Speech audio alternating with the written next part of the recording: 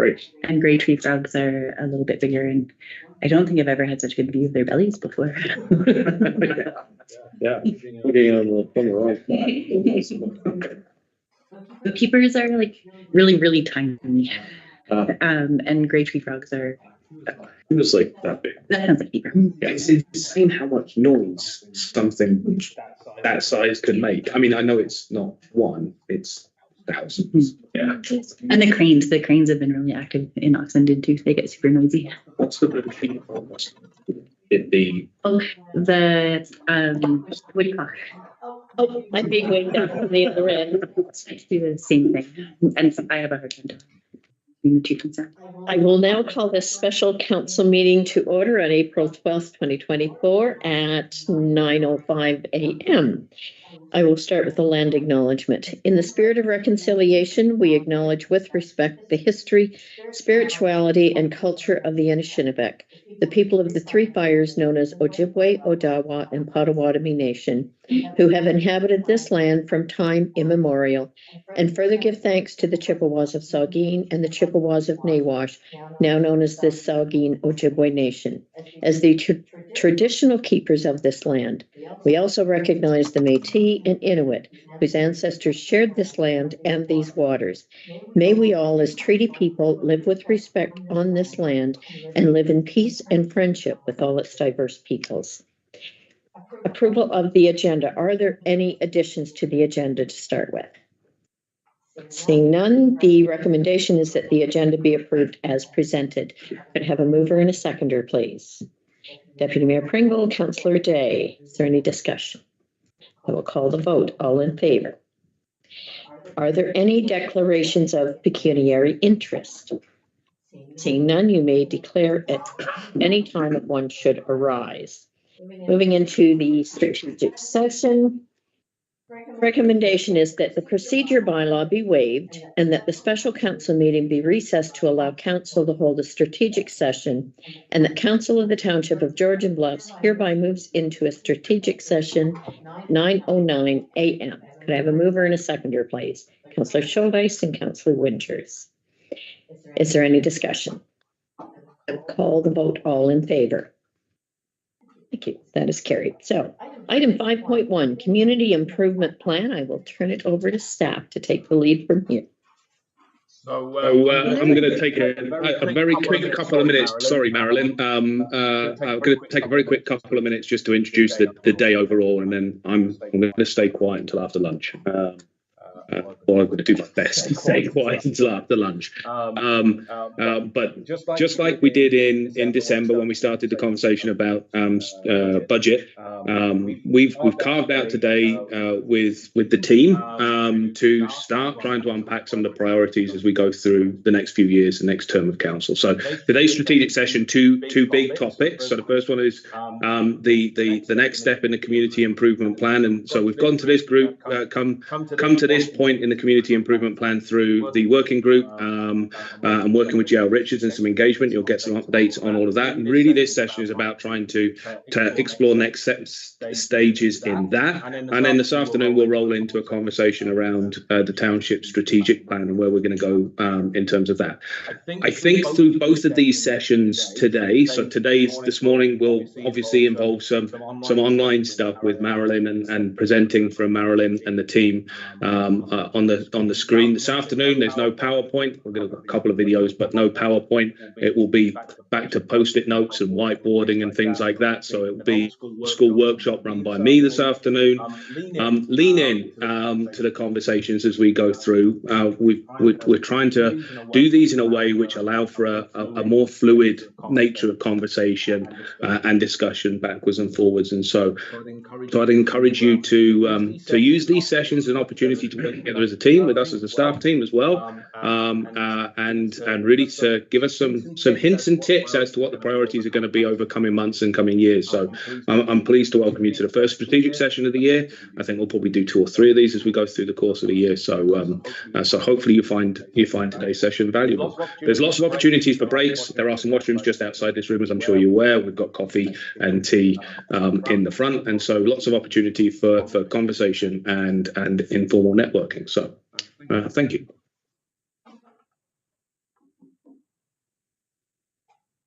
That was me, Marilyn. Sorry. Fantastic. Do you have the slides up there? Can I just ask? We could I believe we probably. actually will not be able to access them, so we'll need you to share if possible. Okay. Thank you. We wait the procedure.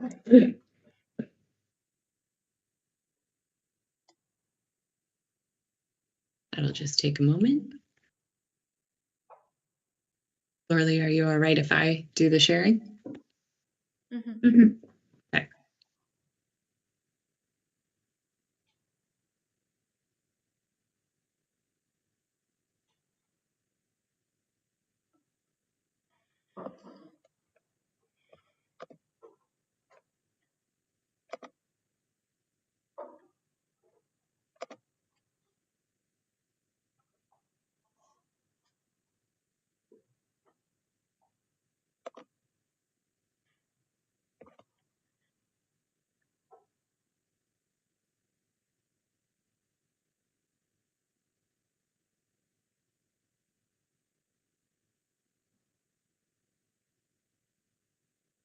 Can you see the slides now? There we go. Perfect. Okay. I just have to find you all again. There we go. Great. Okay. Yes. So thank you for introducing the day. I am excited that you have stacked this as the beginning of your day of strategic planning, because especially when we go through the community feedback, I think that will play well into both sessions for you. But so we're excited to talk first thing this morning about the community improvement plan. So we'll start with an agenda. Lorley, did you want to go over these? Yeah, sure. So Great. I think first and foremost, I'll introduce ourselves. So Lorley Spencer, Senior Planner with JL Richards out of the Guelph office. In addition, Marilyn Cameron, a planner out of our Guelph office as well. I thought it might be best and beneficial for everyone here if we can go around the table to introduce everyone to each other, just to make sure we encapsulate appropriate notes for everyone to retain and recognize, obviously, those present at the table at this time. So not being in person with you, I'll maybe lean on Carly to kind of suggest going around the table, and we'll just start there, and then we'll go through the agenda just as a summary piece. Sure, thank you. We can start with Niall. Okay. I'm Carly Craig. I'm the clerk for the township, but beyond that, I will go to my left. So I'm Niall. I'm the CAO. Steve Furness, Greg County. Isaac Shoulders, one of the councillors for Georgian Bluffs. Kathy Coburn, councillor. Grant Pringle, Deputy Mayor. Sue Carlton, Mayor. Tobin Date, councillor. Planner, Georgian Bluffs. Rayburn Murray, Deputy Clerk. And are we all good? Can we call each other by our first names? Is anyone really wanting to still be a councillor today, or can we? Awesome. Can I ask a question through the Mayor? I'm just wondering where our community reps for the CIP committee are. Were they invited? Mm-hmm. They were invited. Yes. Just wanting to make sure. Yes. Thank you. Well, that's great. So I'm going to keep this part brief, but the purpose of being here today is to discuss, the project update for the group, stakeholder insights, CIP background review and precedents, CIP and what looks good for Georgian Bluffs and what suits Georgian Bluffs in general. And then we'll have a closing reflection. So we will move through the agenda. If there's comments at any point in time, feel free to interrupt or ask at that time, or we can wait for the question session within the agenda here where we can kind of walk through things. So I would suggest that the project update at this point, I'll go through, and then if there's questions, we can go kind of step by step so that we're all not jumping on each other at once, if that's okay with you. So in going through this, what is a community improvement plan? So this is based on municipalities' authority to provide some financial incentives to improve resilience within the community and attract business, attract jobs, and generally make the community beautiful. So it's providing opportunities and incentives for those types of things to occur in different streams, which we'll get through as we go further. But you can see there's many other examples here on this slide that show what those types of things might look like and who participates in this. So these are just some examples of other community plans in place. So again, it is a municipal tool that sets out a framework for community revitalization. So these incentives and financial programs will be granted through grants, loans, and rebates at the discretion of the approval of council at that time with the community improvement plan implementation. It is under the Planning Act. Municipalities are not in general permitted to provide financial assistance to individuals without going through a community improvement plan program.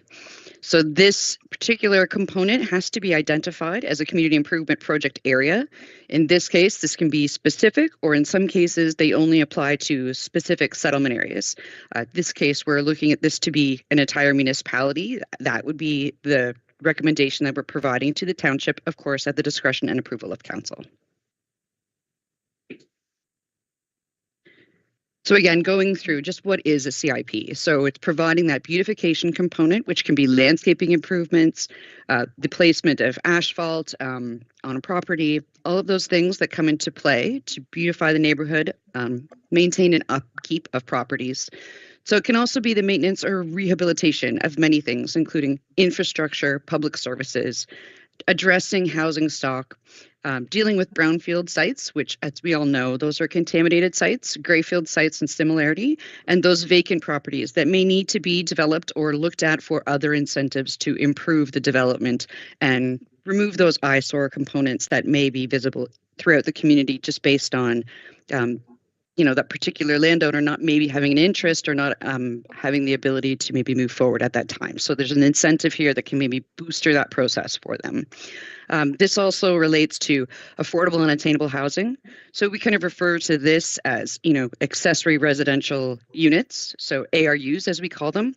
So this can provide an opportunity to provide some funding to allow individuals to create those additional dwelling units within their property, and whether they're on as a part of an existing structure or whether they're a separate structure in general, again, at the discretion and approval of council. It also provides some incentives to provide on-farm business growth. So those are value-added agricultural, agritourism opportunities, facility improvements, or innovative farm opportunities. So many times this can be a bolstered effort for signage if someone's selling their agricultural goods on their property, providing them incentives to partner with other programs for farm innovation, which, for example, could involve solar panels, which can be partnered with other opportunities that other government authorities have been able to grant that money as well. So this isn't separate. It can be added on to these other innovations and other opportunities for investment. Again, we can relate to the reuse of built heritage and those structures that need to be maintained and the preservation of those structures. So again, this provides the opportunity for those landowners to provide some incentives to improve the building and maintain its characteristics. Again, fundamentally, it does promote energy efficiency, intensification in targeted areas, going back to ARUs, for example, and creates this visual appeal and beautification. It also fosters economic growth by having the opportunity to possibly create additional jobs within and employment within the township.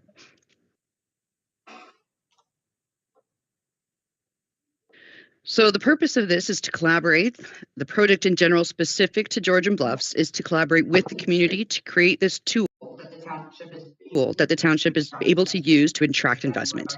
Again, we're going back to creating new jobs and fostering continued social and environmental development.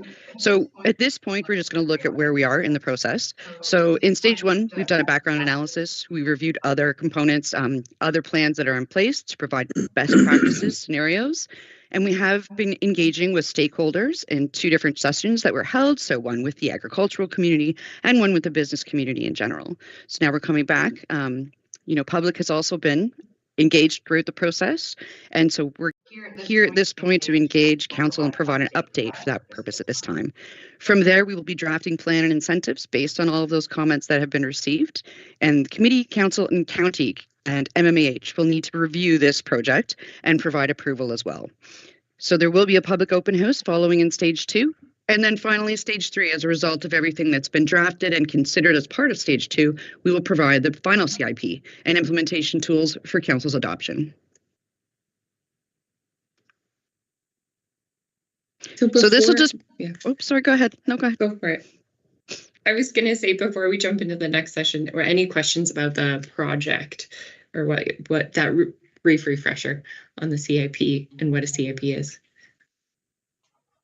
I do have a question. It has to do with the on-farm diversified uses. If we're going to incentivize there, how does that affect the maximum amount of dollars that they can be earning from the on-farm diversified use? Because there is a maximum percentage of profit. Are we incentivizing them beyond what they are allowed to do? I guess is what I'm asking. I can take a stab at that one. So one of the big beauties of CIP is stackable. And quite often you find that grants aren't stackable. So in those sorts of instances, a CIP can be stacked against other benefits and incentives that there may be. It's not considered to be an income though. So it's not an income source. It is dedicated towards specific projects. So it wouldn't count as revenue. Okay. Like sales revenue. Go ahead. I just wonder if you might explain how we got to a township-wide CIP as opposed to a community-specific or a sector-specific CIP, or why we went with one as opposed to a couple of different ones together. Sure, I can speak to that. And I would say that hasn't been officially confirmed. I think that's our recommendation. And in a few minutes, we'll go over the review of some other CIPs. And so our recommendation for that would be based on the flexibility that approach provides by designating an entire municipality as a CIP area.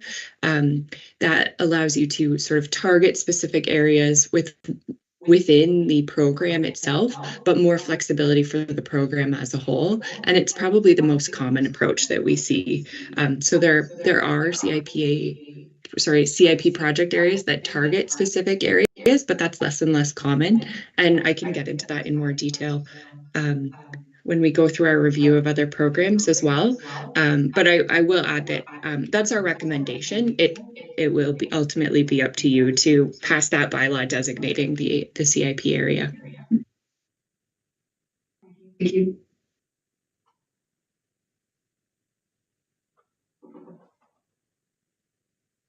Great. I think we're good. Carry on. No other questions then? Great. So I'll briefly go over our stakeholder insights. On the right screen, there we go. Yeah, so as of the last committee meeting that we had, so at the beginning of the project, we met with the committee and the request there was to add more engagement. And so over the course of the past 6 or 8 months or so, that was done. And so what Laura briefly hinted at earlier was that we conducted one online survey that ran for a period of January and February. And then there were 3 focus groups. 2 happened in person, and then one was a virtual one to try to accommodate more people and different preferences for attendance. So we had 38 people respond to that online survey. We do also know through the township's engagement website that 68 people visited the page, read some content, or interacted with the page in some way as well. So there was awareness even broader than those who specifically participated. And then one of the focus groups was targeted towards the agricultural community. And so we recruited farmers and farm operators and farm workers for that one. So we had 9 people attend, and that was a really lively discussion. And then a similar group was held for members of the business community. So again, this was recruitment specific to business owners, small business operators, and developers. So the development community as well was grouped in with that group. Then we wanted to make sure that there was another group that was targeted towards some of those groups that are a little harder to define. So we called this our community-based focus group, and we specifically reached out to folks who were in the arts, sports and rec, philanthropy and nonprofit sector. This is where we reached out to people who work in housing or specific advocacy groups, environmental causes, things like that. And we had 9 people attend this group. This one was also held virtually and open to the general public as well, to try to just ensure that whoever wanted to participate at some point in one of these focus groups was able to. So we had some really lively, great discussions, and I'm going to go over those insights with us. So the findings are grouped as sort of the strengths that we found. Councillor Day has a question here, sorry. I can hold it until later if it applies to the previous slide. Sure, go for it. For the, say, 9 groups of people in agriculture, 5 in business, and 9 in community-based focus groups, did those people all come from different businesses and organizations? I'm curious how many agriculture businesses and community focused groups were represented, or organizations were represented, as well as people. Sure, yeah. So I can say for the agricultural focus group, I'm not quite sure. I would believe, I know there was one father and son who attended, but I think they have separate farms. So I think that represents about 9 separate farm operations in the community. But that's, I can't be sure without going back and sort of looking at my notes from when we did the recruitment. For the business group, that was 4 distinct businesses or corporations. And for the community groups, that's a little harder to tell because that was an open one. We didn't have specific direct RSVP, but I believe those were 9 distinct, just going off of memory and the conversations that we had, they represented 9 distinct organizations or just members of the public as individuals. Great, thank you so much. Go ahead. I'm shocked at how few people engaged over this, and I don't think we did anything wrong, though I did hear some feedback of holding the business focus group during working hours may not have been as conducive to engagement if it had been held after hours. But I suspect this is not unusual, but it does highlight for me that we want to include the community going forward, because we are basing our initial steps and plans on a very low percentage of our population. Thanks. I think that's good. Oh, sorry. Go ahead, Niall. You know, I might wade in a little on that one. So I think focus groups are a bit different to broad engagement. It's the quality of conversation that you have in a focus group. So I think I'm not necessarily too concerned about the level of engagement in terms of the focus groups. Those sorts of numbers are good for having good conversation. And this is targeted at specific sectors of the community. The number of people that respond, engagement's an odd beast. Sometimes we get lots of responses and sometimes we don't. So just briefly to talk about how this was circulated, we did advertise the community and survey participants, the open survey more broadly. The business and agricultural one, every single agriculturally taxed property in the township had a letter that was delivered to them, as did every single commercially or business taxed property in the township. So they all had individual mailed letters go to them. So there were around about 1,000, I think, of those that were sent out in total, inviting people to participate. So they actually got mailed hard copy letters asking them to participate either virtually or in one of the focus groups. And so I think we've certainly got some more engagement opportunity come forward. As was noted, there's a public open house to come, and we will certainly be able to leverage Engage as well to go through the final stages. So there's still some more opportunity to get in, but I think the feedback from the three focus group sessions where there were some really good quality conversations that I had through those. I can add to that as well, having worked on CIPs in other municipalities. larger municipalities than Georgian Bluffs. I was actually impressed by the interest in the focus groups. It seems like small numbers, but having people actually show an interest and provide some very meaningful and lively conversation in those groups was quite refreshing compared to other municipalities where I've tried to work on CIPs.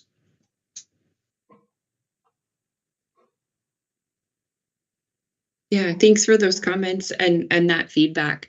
I would also add that the richness of the conversations and the data we were able to get from these groups was, to Niall's point, quite strong.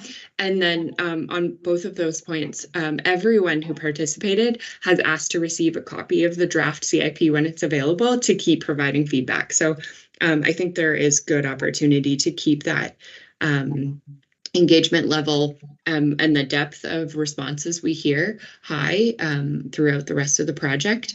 And then that there's opportunity with the public open house to, again, be trying to broaden reach as well. So there will still be opportunity throughout the project. And I think you have some good community champions in the folks that attended these focus groups because they're very engaged in the project and are really interested to see the results. Are we all right if I move on to what we heard? Yes, I think so. Great. Okay. Yeah, so I've grouped this into sort of the positives and then the challenges and then the priorities that we heard. So we'll start here. I don't think any of these community strengths will be a surprise to you. And these are abbreviated here, but in the report, the background report, as well, you have more depth there. So we'll just try to go through it quickly here. But the rural character and the small town feel were very important to people. Access to natural environment, the waterfront, and all of the opportunities for recreation were considered assets and things that people appreciate about the community and want to continue to highlight. Folks felt that there was a really strong level of community support for local business and entrepreneurship.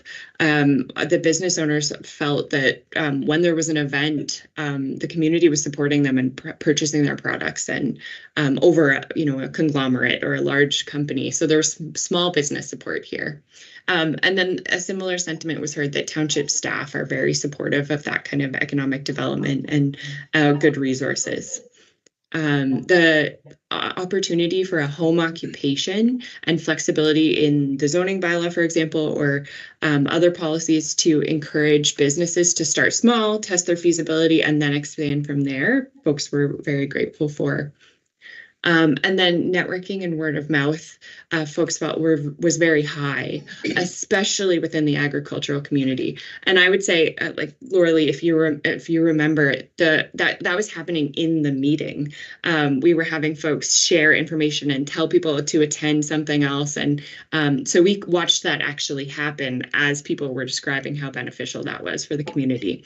So that is both an asset and then something that we could also be tapping into as the CIP gets promoted through word of mouth that way too, builds on its success. And then challenges. So these are not in order of severity or criticalness necessarily. I will say housing we'll definitely talk about. But let's start with just operating a business. That was when we asked the question of, what is the biggest challenge, hoping to get a broad range of responses, and just the general day-to-day operating costs, expenses, those things are a challenge. So anything that sort of slows that or hinders that process, we want to make sure that the CIP isn't doing that, right? We want to make sure that we're helping them be efficient and effective workers. Navigating permits and processes, that's another challenge, and that's an area where the CIP could tie in as well to making that the application process seamless. Business administration, this was a challenge. in general, but especially in the agricultural community, as hiring workers, folks who plan to go into an agricultural career aren't necessarily strong on the business side or getting training in management and business operations. And so that is a challenge for farmers who are looking at day-to-day operations and management, as well as succession planning and thinking long-term. And so that was sort of similar to some staffing challenges that we heard overall, that folks have trouble finding skilled staff, retaining staff, and that when community members need to go away to pursue certain education, they're not necessarily coming back to use those skills locally. And then housing was a challenge for workers as well. So being able to attract workers was one thing, but then being able to house them and their family wasn't always a convenient option. And then so that was leading to a loss of retention. Transportation between a residence and a workplace, that was another challenge. So folks were finding skilled workers, but then they didn't have a car necessarily to be able to get around town to their place of work, and that makes staffing difficult. So housing was connected to sort of absolutely everything we heard. It all kind of came back to housing. So stock was the first issue, but then also affordability. So particular needs were rental units. There's a need for rental housing, and then as well for housing for seniors who are wanting to age in place or just downsize and stay in their community. Other challenges mentioned had to do with just the dispersal of businesses across town. There's not necessarily one central hub, which can add to challenges. And then any kind of growth anticipated in the township comes with challenges as well. So servicing limitations are a challenge for new businesses or large housing development. Securing land for building expansion was a challenge for some folks. And then with new development comes change in the community, and there's sometimes community pushback to that. And so that was seen as a challenge for developers or folks who were looking to build housing or develop, that can just slow down the process. IT and communications infrastructure was another challenge for business as well, that had to do with being able to expand. So that's a high level, and there's a longer list in the full background report there. But I want to get us into the priority areas. So we've sort of grouped these into themes. We asked people quite a bit about what their priorities for a CIP was, and general responses across the survey and the focus groups led to these 5 main themes. And not that they're in order of importance, but I will talk about them in a particular order because we do have some of the quantitative data from the survey. So the number 1 priority was housing, providing additional housing options and affordability. So that was to address the challenges we generally, I just discussed there. So rental housing, affordable housing, housing for low income, and then housing for older adults who are looking to downsize and age in place. Then the next one was for agricultural innovation or support for business adaptation. So this is that on-farm diversification that we spoke about earlier, helping farmers to generally just increase revenue on their farms and stay competitive that way. So this wasn't necessarily specific to our agricultural focus group. We heard this across the board. There's huge support for farmers in general in the community. And then the next was general business support and attraction. So not specific to any one sector, but support for just all community businesses. Specific tools that folks thought would be helpful in this way were things like pop-up ventures and markets. So things that both promote a business is an opportunity to create sales, but then also attract people to the community to bring in visitors and tourists and just make a place to be, a destination, right? And then spaces for businesses as well. So light industrial or mixed use type spaces where businesses can be expanding. There was a need for businesses in the tech, for example, sector to be able to grow. And then existing infrastructure improvements along Sunset Strip, Springmount, and Shallow Lake in particular were comments from the survey that we received in order to attract more business. So those are the types of business support folks were looking for and thought the CIP could help with. And then the next one was environmental sustainability. This was important to about half of survey respondents. And folks mentioned in types of energy efficiencies such as solar projects, conversion to renewable energy, infrastructure for electric vehicles, those types of improvements is what folks had in mind. Tree planting, landscaping for green development, that kind of thing. And then last but not less important, I want to say, because it was mentioned throughout, was accessibility. So this encapsulated a few different types of accessibility. Physical accessibility for buildings, absolutely, but it also included things like active transportation methods, and so just diverse ways of getting access to the community, and then also aspects of safety, so things like lighting at night, just making sure that different groups felt safe at all times of day and in all places. So those were the 5 major themes. I don't know if you have a report handy, but there's a sort of a laundry list of other ideas that folks came up with that's in their report that I won't get into today, but maybe will be handy going into your strategic planning session, because quite a few of them are maybe beyond the scope of a CIP, but it will still be interesting and have impact for other decisions that you make. So those are, before we jump into our review of other CIPs in Grey County and across the province, do you have any questions about the community findings? Any questions here? I am not seeing any at this point. Great. Okay. Well, if they come up, feel free to shout out. Happy to discuss. So, just a moment. I'll take my own break. I'm going to go through now our review of the community improvement plans that we took a look at through our review.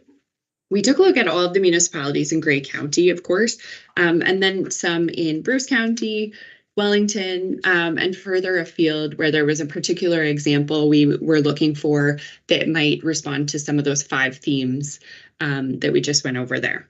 So generally, Laura-Lee's talked a bit about what a CIP is as a refresher, but I'm going to just at a high level go through what goes into a CIP or what is included in a CIP. So they include an introduction with some purpose, and that usually sets out objectives and goals for the CIP. They'll also, as we mentioned, designate a community improvement project area. This actually happened somewhat separately through bylaw passed, but is an important component of a CIP. Then they go through the incentives and the programs, and then implementation and how it's actually going to play out is another key component. So we'll start with the objectives. This is generally, we saw 3 to 10 objectives. It's important that these align with both upstream and downstream. So upstream being provincial policy, county level policy, and municipal policy need to be aligned. And then downstream, we want to make sure that they align with the local context. So that's why we took you through those community insights, right? We want to make sure that it is based in what the local needs are, and that the incentives that come out of the CIP reflect these objectives. And that these can be updated as needed, of course. And then a CIP area, as we've discussed, is the area within which the program applies. So it can be a specific target area. Examples of these include downtown areas. Some municipalities designate a downtown CIP specific or an industrial area CIP if they're looking really to rehabilitate an industrial area. Or, as we mentioned, it can apply to the entire municipality. And then in either of those cases, CIP can also get more specific looking at something like land use. So maybe within the entire municipality is the designated project area, but within that certain incentives apply to agricultural land uses. And that's another way to specify further within that. But generally having the entire municipality designated as a project area allows for more flexibility. Because this is passed by bylaw, changing the boundary of the project area requires amendment to the bylaw. Whereas changing the priorities and objectives of the CIP can happen passed through the program, and specific incentives then can be changed over time as needed, with a little more flexibility applying to the general area. Does any questions about the CIP project area before I move on? Just because there was that question earlier, I want to double check. Okay, great. I am not seeing anything. Okay, thanks. And then, so I'm going to jump into incentives. So the importance of those objectives is that they help to prioritize incentives. And there's 3 different types of incentives that we'll talk about. The first of these is grants or loans. So this is funds given out either beginning on some milestone or at the end of a project that can be used for project costs. The second of these is reductions of fees. And so this is very often it's building permit or demolition permit, it's application fees for any kind of land use change or that kind of application, development charges waived, and this so this is a common one as well.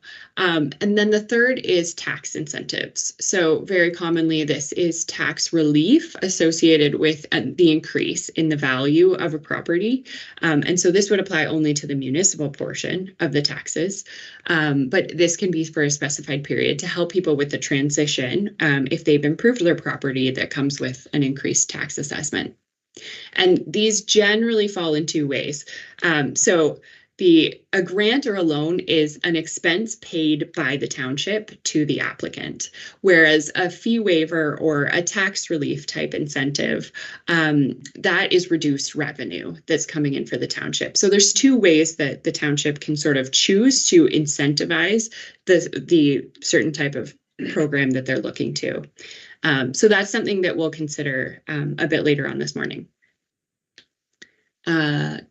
I'm just thinking, is there anything else I wanted to say there? Yeah, I think, well, Laura-Lee, did you have something to add? Yeah, I just wanted to add quickly just to provide an overview and understanding. So the application process, which we'll get into in more detail, but the grants and loans provided by the township wouldn't be provided until after the work was completed.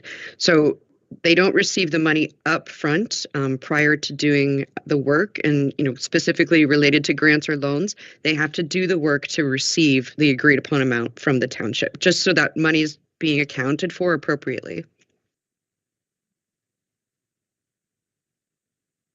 And then incentives generally cover a range of project activities. So these are typically things like technical studies, costs associated with hiring professional services like an engineer or an architect. As we mentioned, fees for applications. So the design and construction is generally one of the big costs.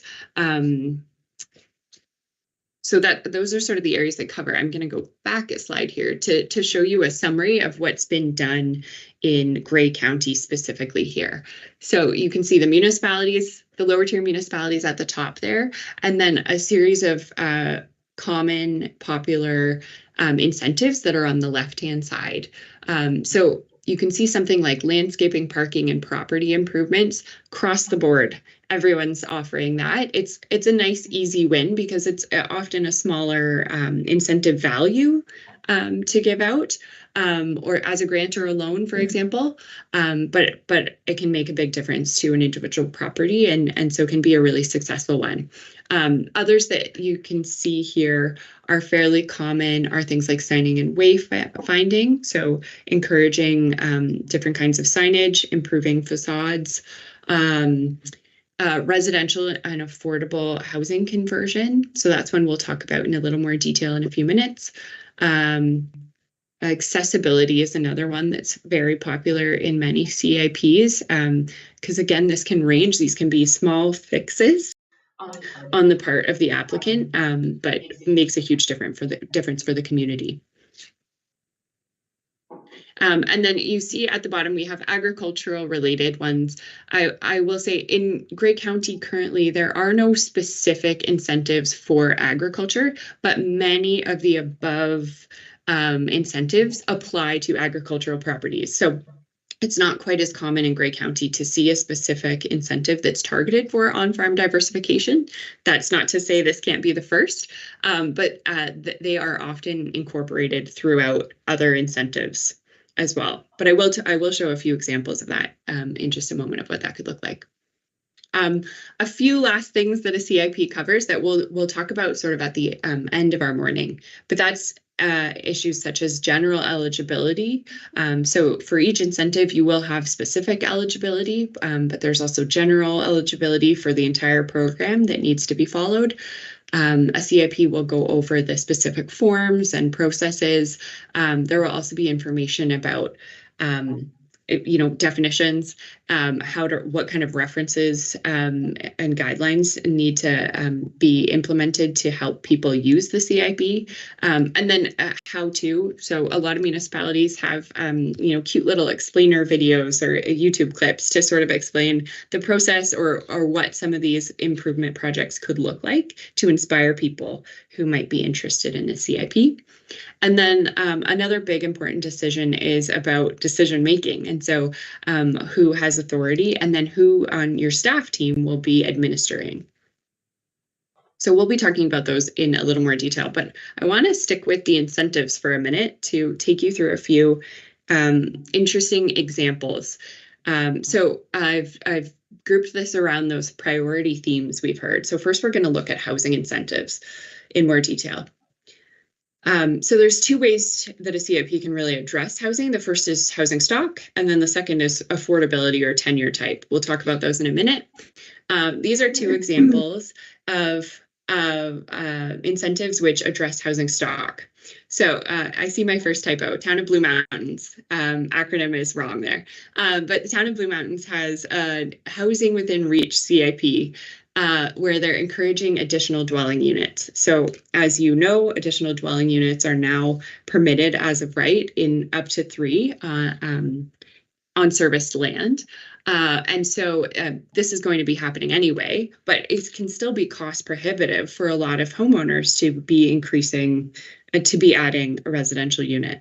So this would be a grant or a loan in the case of Town of Blue Mountains that covers 50% of the fees or costs to construct or rehabilitate or convert another dwelling unit in an existing residence or on an existing residential lot. A similar one is in North Grenville, which is just outside of Ottawa area. So they've done a somewhat unique one to encourage slightly higher density. So they're trying to encourage just above that, the additional dwelling unit provisions allow for up to 3 units. So this is to encourage slightly higher density than that. 4+ units are eligible for grants of funds per unit. And that's a way to sort of encourage this. This wouldn't necessarily be of value to someone building a tall multi-story apartment dwelling, but this could really incentivize someone who might have been putting in a triplex to be putting in a few more units and increasing density in areas where that's appropriate. So those are 2 examples. Marilyn, I have a question here. I just have a question here. Kathy, go ahead. Thank you.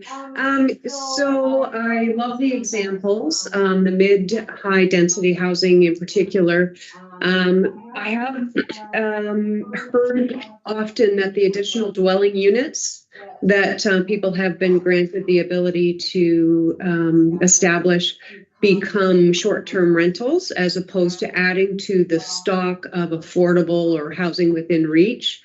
And do we have any local data as to how those additional dwelling units are being used? I certainly know a few in our neighborhood, and they are not being used as to increase the stock of affordable housing? That's a great question. I don't have stats on local use of that. I don't know, maybe Niall or Michael do. But I can say one of the interesting things, I'm forgetting whether Town of Blue Mountains does this, but a lot of CIPs that do incentivize additional dwelling units, they make it a stipulation that it will not be a short-term accommodation. So it needs to be purpose-built rental. Yeah, exactly. That's what I was hoping you were going to say. Thank you. Yeah, so we could certainly, if that was something we were exploring, we could certainly build that in. I am fairly confident the Town of Blue Mountains, because they also have three pre-engineered designs that they can do, which actually makes life a lot easier, because basically you get a checkbox straight for those. I am fairly certain, I will double check, but I'm fairly certain their CIP incentive program means that they cannot become short-term. They have to be added either to the rental, or they have to be used as an in-law suite or something like that. They have to be used for residential purpose. Thank you. They have a different zoning too. Right? Yeah. Yeah, great question. Thanks for that reminder. That actually brings us to our next example, which is, so the city of Sarnia has an example of an incentive that is specific for purpose-built rental. And so any sort of type of rental conversion or improvement that increases the viability of it. So that would be sort of rehabilitation, for example, for 5+ residential units in their example, as so long as it is intended for rental uses. So that's one example there of a similar approach. And then another approach is to do something like Meaford does, which is secured affordable housing. And so this, here's the example I was thinking of where short-term accommodation is not eligible. This is for the conversion of 2 or more units where the rental rate is set below the average maximum rate, and it has to be for a period of 10 or more years. So this is an interesting approach to do. It would take a bit of work to sort of establish what that secured affordable rate would be on the municipality's behalf. So that's something to consider for the township if you wanted to go this approach. But it is one way of really targeting, in particular, low income or affordable rental housing. That's another example. And then other common housing incentives is something like the conversion of accessory spaces in mixed use buildings or commercial buildings. So this would be upstairs, but the back, not the storefront area, to turn those into dwelling units to create sort of mixed use residential uses and incentivize those. And then just generally feasibility studies, fee reductions, and tax relief are other common incentives that are applied to anything related to housing creation. Any questions there before I move us on to agriculture? I quickly looked up Collingwood and Town of Blue Mountains. They have caveats on the fact they have to be used for residential purposes for a period of years. Thanks for verifying that. That's great. Take a note of that too.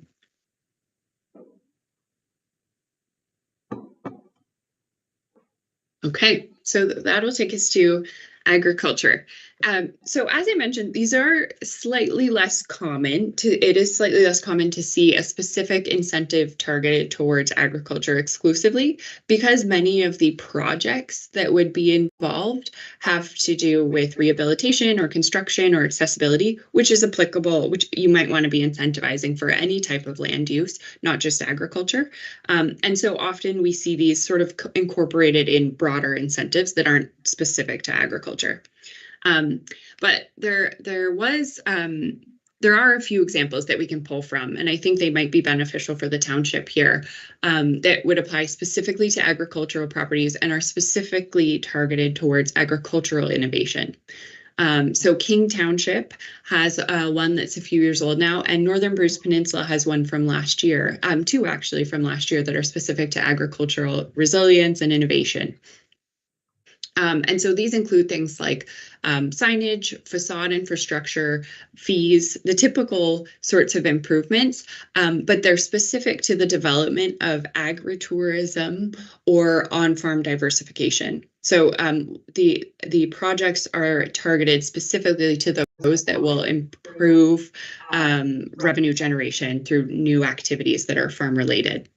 So this, of course, would the project requirements would be very strictly adhering to OMAFRA's guidelines for on-farm diversified uses and agricultural related uses, of course.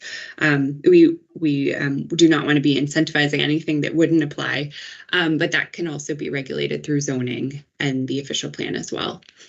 And so examples of this Carolyn, are... Just to stop you, I now have two questions here from Tobin and Kathy. I thought she was switching slides. We can wait till she's. Okay, we'll wait. I think the only other thing I wanted to add was in Northern Bruce Peninsula, I don't think I have it on this slide here, but one of the other things they incentivize through this program is farm innovation. So different types of technological uses are also eligible projects. Yeah, I think that's it for my comments on the slide if you have questions. Okay. I was curious, looking at the word resilience, it can be framed in many different ways. And I know also in the North Bruce, there's some really interesting farming programs through BPEG, where, say, for tile field drainage, experimenting with tomato roots to pick up phosphates before the water goes into Judges Creek and into Georgian Bay. So I don't know if that is paired with the CIP on the North Bruce, or if they're two totally separate projects. That's a great question. I don't recall seeing tile field drainage, but I could be wrong. I'd have to verify. Laura-Lee, do you have more context? Yeah, just so any part of the CIP itself can be partnered, as Niall was alluding to earlier, like partnered and stacked together. So by being eligible for something under a different funding program does not disqualify you from partnering up and adding whatever council chooses to approve that's in the township CIP. So essentially, there may be 4 funding streams that the individual could be eligible for. This will not negate the ability for those to be tied into it. So something like a phosphorus reduction program could be something, if you wanted to include that in a CIP, that could be something that could go in there. There does seem to be an opportunity there within our township. And so I was happy to hear you say that there would be criteria, because what we don't want to see is good farmland then being turned into commercial or industrial, and then that driving up the price of local foods. So that's something to consider. I also think I will do some more reading on my own. We don't need to do it here, but I'm not entirely sure what the definition of value added on farm activities would be necessarily, because sometimes we see other diversification projects that are totally unrelated to agriculture and farming that can cause us some pause in our thinking.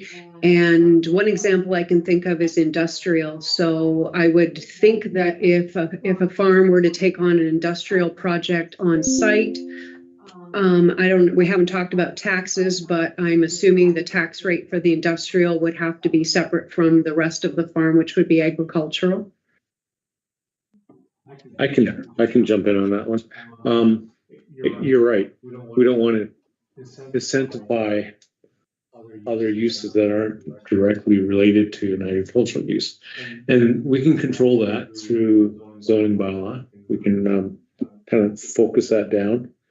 There are policies in the county's official plan and a little bit in our official plan that would support that sort of tightening of that. And as well, we can tighten up what exactly the CIP would be looking for examples of on-farm diversified that don't include those sort of industrial uses. We ran into that a lot in municipality Grey Highlands when I was there. There's a lot of that's where I grew up. Very diversified uses, which end up being manufacturing facilities. Yeah. Tobin? I would just want to make sure there is room for non-agriculture related businesses that aren't as potentially impactful on the community as manufacturing. There's a farm where the farm owners also offer yoga and massage therapy. So it would be nice if there were different categories of. So I think one thing it's worth, and this is an incentive program. So there's the things you're not allowed to do. Then there's a whole bunch of things that you are allowed to do. You're supported by zoning. You're supported within the official plan or whatever it might be. And then the CIP is really just focusing on a small number of those things that can be done that we want to actually help. They're the things that we actually want to incentivize. So it's not to say that we're trying to say don't do any of the things that you can do. So if you're a Mennonite family and you want to run a workshop alongside of your farm, yeah, you can. You're supported by the official plan, everything else like that. That might not be something that we want to incentivize. We might want to incentivize as a township, an on-farm diversified use that supports wellness, for example. And so it's picking the process that we're going through is picking what are the particular priorities within the things that you are allowed to do that we want to either make it easier to do or we want to actually help you do by giving you some cash towards them. Yeah, and I know Marilyn and Laurie kind of touched on this before, but being of a simple mind myself, I always think of a CIP as these are the things that a municipality really, really likes to see and really wants their municipality to kind of move in that direction. So to make that happen, they're waiving fees or providing a loan or phasing tax, those sort of things to help kind of push that particular topic along. Yes. The other thing is that if somebody does a project because there's a CIP, they're probably not that invested in the project. What we're wanting is somebody that has an idea to do something, that is already invested in making that happen. And really the CIP is just there to make it a little bit easier for them to cross that final threshold. It's not going to be, I don't think the CIP is going to be, I don't think, to pick a different example, I don't think anybody is going to build an affordable housing unit because we might give them $5,000 worth of fee reductions. They're going to have to want to build an affordable housing unit. We're just going to make it potentially through a CIP. If we did that, we're going to make it a little bit easier for them to get there. We're going to make the process of dealing with us a little bit easier so that it's a little bit easier to build an affordable housing unit than it might be to build a $1.2 million unit along those sorts of lines. On an on-farm diversified use, the farmer is going to have to want to do an on-farm diversified use. They're probably not going to say, oh, I'm going to do it because the township's going to waive $2,500 worth of permit fees. Because to be honest, the $2,500 is relatively small. It's just that we're doing that little bit of help. We're doing the little bit of help that we can just to make that decision that an individual's coming to or a business is coming to or a farm is coming to a little bit easier to implement. So what happens if you come into a situation 3 years from now and we have our list of what we think we're going to help or allow, and somebody comes up with an idea that's a great idea? Can we waive it then? Can we change it? Do we add it? How do we show that we're not going to be biased to this group, but you're out? So I think, and I see Steve might have something. So that's one of the real benefits of doing this is a municipal wide CIP and having a whole toolkit, because you're probably, again, depending on how the conversations go, we're probably going to say there's all kinds of things we think are really, really important. We're going to have this huge long list. Then we're going to go, but we only have $15,000 we're going to put towards it. So what out of that long list are we going to bring up to the front and incentivize first off? And we do that for 2 or 3 years, and maybe it's we really want to see businesses in Shallow Lake improve their facades for the next 5 years. So $15,000 a year we're going to give towards just that. And at the end of 5 years, it's not that we stop that program from being a CIP program. We now say, but we're going to deprioritize that, and we really now want to prioritize some on-farm diversified use. So we're going to waive permit fees for the next 5 years for on-farm diversified uses. So I think there's that flexibility, and that flexibility within the sort of recommended approach that JL Richards are bringing forward allows the council to say after year 2 of the Shallow Lake program, we've had no uptake, so we got it wrong. Let's deprioritize that and bring another one up to the top of the list, because we have actually had a whole bunch of farmers reach out. We said no last year, so let's now ramp that one up to the top for this budget year. So there's a lot of flexibility built into that municipal wide approach. Well said. Well said. I've listened to you. No. I just could add just a couple of comments. Why? I remember when we did CIPs where we didn't go community wide. And what happens is the boundaries here, and you say, oh, but that building, someone's come in with an application and it doesn't apply. And that limits your flexibility. So if you go wide and then narrow your focus, this is where then your focus, if you align it with your strategic plan and your strategic priorities, then you can start to have an impact. I'd also say, if I may, make your incentives meaningful. You can go too meaningful where the incentive's so great that someone's going to do it just to get the incentive. In the nature of incentives, so you can have incentives that are designed to attract massive investment. Okay. In the Deep South, the US auto sector did that. They massively created an entire auto sector in the Deep South by throwing so much money at the auto guys. They established it. And after 20 years, Detroit went, wait a minute, what happened? What you want to do with an incentive is just enough to push it over the line. You don't want to make a sign incentive at $50. So it's, well, I'm going to do it anyways. I'm going to go grab my $50. What you want to do is have an incentive that's high enough that someone says, I'm going to do a sign, but if I take that incentive, I can make a much better sign. The problem is it's really hard to make that judgment call. So you kind of have to pick the numbers and hope the business does the right thing and you see a result. The other thing I would say is stay in your lane. In other words, the federal government, the provincial government are putting all kinds of money and incentives in energy efficiency and solar panels and all those things. That's fine. You only have so much money. The federal government and provincial government will never put anything into beautification and facade program. So you gotta, well, energy efficiency is important. I think you got to think about where you want to have the impact and what you can have the impact. And you're right, you know, when you talk about on-farm diversification, agriculture is a big, big sector.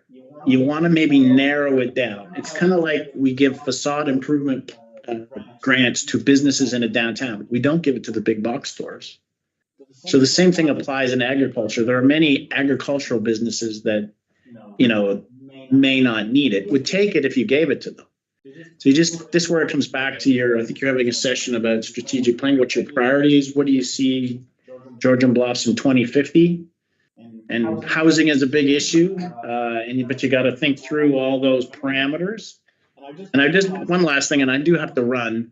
When you talked about consultation, it always amazes me when we get a CIP in place and we put it in, how many, and we market it. We market it like crazy, and how many people don't understand it and don't understand it until they need it. So this process of consultation is going to be ongoing. And as you said it best, you're going to refine it as you get feedback. There's going to be people put their hand up. I would also add, there's one incentive that hasn't been talked about, and I saw it work very, very effectively in the city of Owen Sound. And it is when people were doing heritage building and signs, the city paid for 1 hour of consultation with a sign architect specialist. And often the business owners had no idea of the options that they could bring on their building. And they're like, wow. And it only cost the municipality, what, $50 an hour, $75 for 1 hour of that consultation with the expert. So that might be something you can add or think about. And that can apply for a lot of different sectors. Good idea. But I think you guys done a great job. I'm going to have to run, but I think you're well on your way to having that discussion. And remember, your zoning is also strategic plan and all that is the other layers. So hopefully that was helpful. We dived off a bit of a platform there, Marilyn, but I think that I suspect you're going into other examples here of incentives. But thanks for those comments, Steve. See you in a week. Thanks, Steve. See you on the boat. See you on the boat. See you on the big canoe. Great. just let me know. I can't see that corner of the room, so let me know if we're good to go. We're good to go, yes. Great, thanks. Okay. Just to recap, other incentives often apply to agriculture. I think we've covered this, but accessibility, rehabilitation, landscaping improvements. When you think about adding different uses, that might mean needing to do different sorts of landscaping, parking, that kind of thing. So these are other ways that incentives can support those initiatives. And then we'll jump into a few just general commercial initiatives just briefly here as well. Meaford does a tourism destination. Actually, quite a few municipalities in the county and nearby do a type of incentive to encourage folks to create activities that would draw people into the municipality. The stipulation is that it's a publicly accessible space or location, and that it's a positive attraction, which I loved that they have that in there, that it can't be a negative thing that brings people to town. And that can actually be on private or public land. So it doesn't necessarily need to be private property that it's taking place on. But it would be organized by a private organization or corporation, of course. And then there are a broad range of amounts that this would cover. Another one that was slightly novel, a few places in Wellington County do some for public art. So again, this is that beautification piece that Steve's talking about.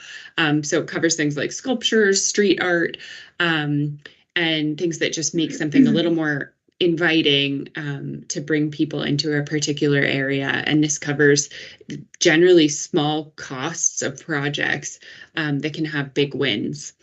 So that's another idea too. And those go along very well with other commercial incentives that can just be add-ons. So streetscape, signage, like Steve's mentioned, and other incentives to try to sort of improve vacant or underused spaces. And then energy efficiency as well. Little things like retrofits are another way to sort of incorporate that outcome into incentives that can be stacked, as we've mentioned. So anyway, we've been doing questions throughout, but are there any other questions there before we jump into some of the other discussions? I'm not seeing any here. Great. So now we want to focus more on the priorities that we have for Georgian Bluffs. So we've taken you through a really high level summary of what else is out there. We'd like to focus the discussion on what the township would like to do for a CIP now. So I'm going to have you start with some imaginative thinking. So if you're thinking ahead a few years and imagine a CIP has been in place, what has happened in the township that has made this wildly successful? What outcomes have you seen? And this can be, take a moment to think. I think what we're trying to get at here are some of those objectives, those really big picture goals that you have for the CIP, and where we want to focus our efforts. I think Steve set us up really well for this. So take a minute to think. Imagine you're a few years ahead. You've had a CIP in place for a few years, and it's been really successful. What does that look like? Marilyn, I was just thinking, do we want to take a 10, 12-minute break? I was thinking that, yeah. Around in our brain. Sure, yeah. Get some coffee and you have treats there. Yeah. Yep. Yeah. Come back. Should we come back in 5? How about 10:30? How much time do you have this morning? I just want to. We had the whole morning. We can be flexible. Okay. I'm the one that's running up against Friday afternoon for this afternoon session. So you keep going, and then I'll have to get us out of here before people get antsy on Friday. Okay. So 10 minutes out till 10:30. Okay. We'll see you then. I have 10:15. What time do they have? I have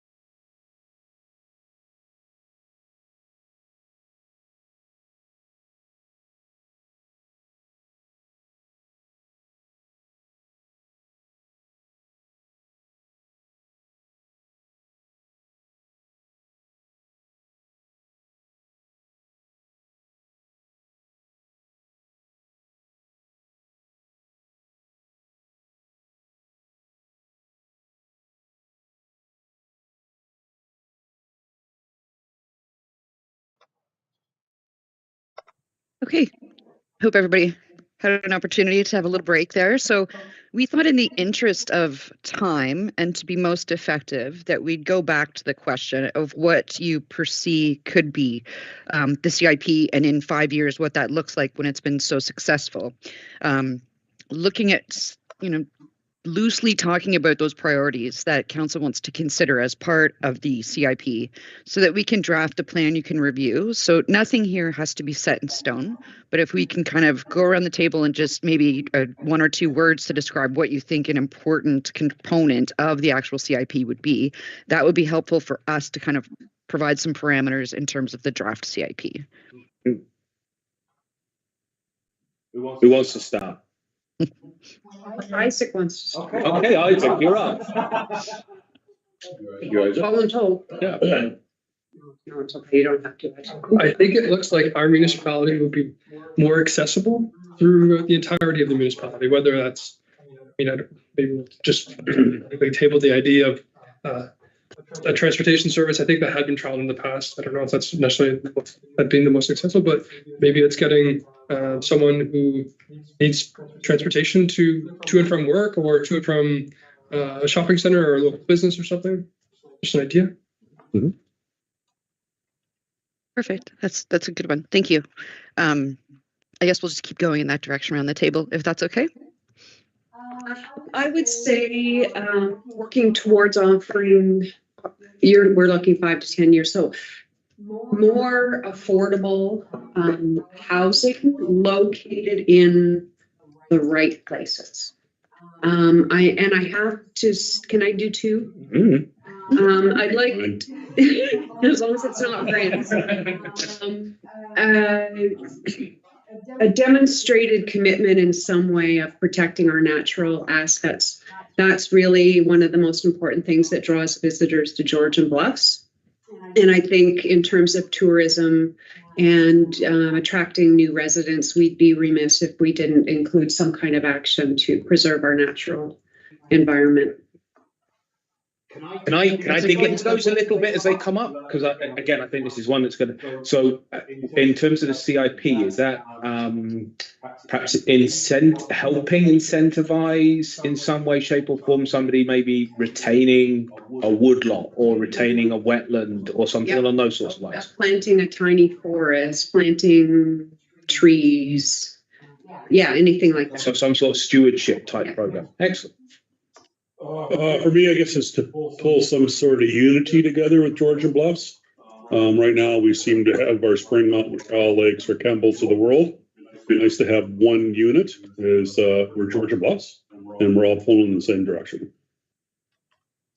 Can I make a comment about that? Because I think that's really important. We talked earlier, a suggestion was made to improve facades in Shallow Lake.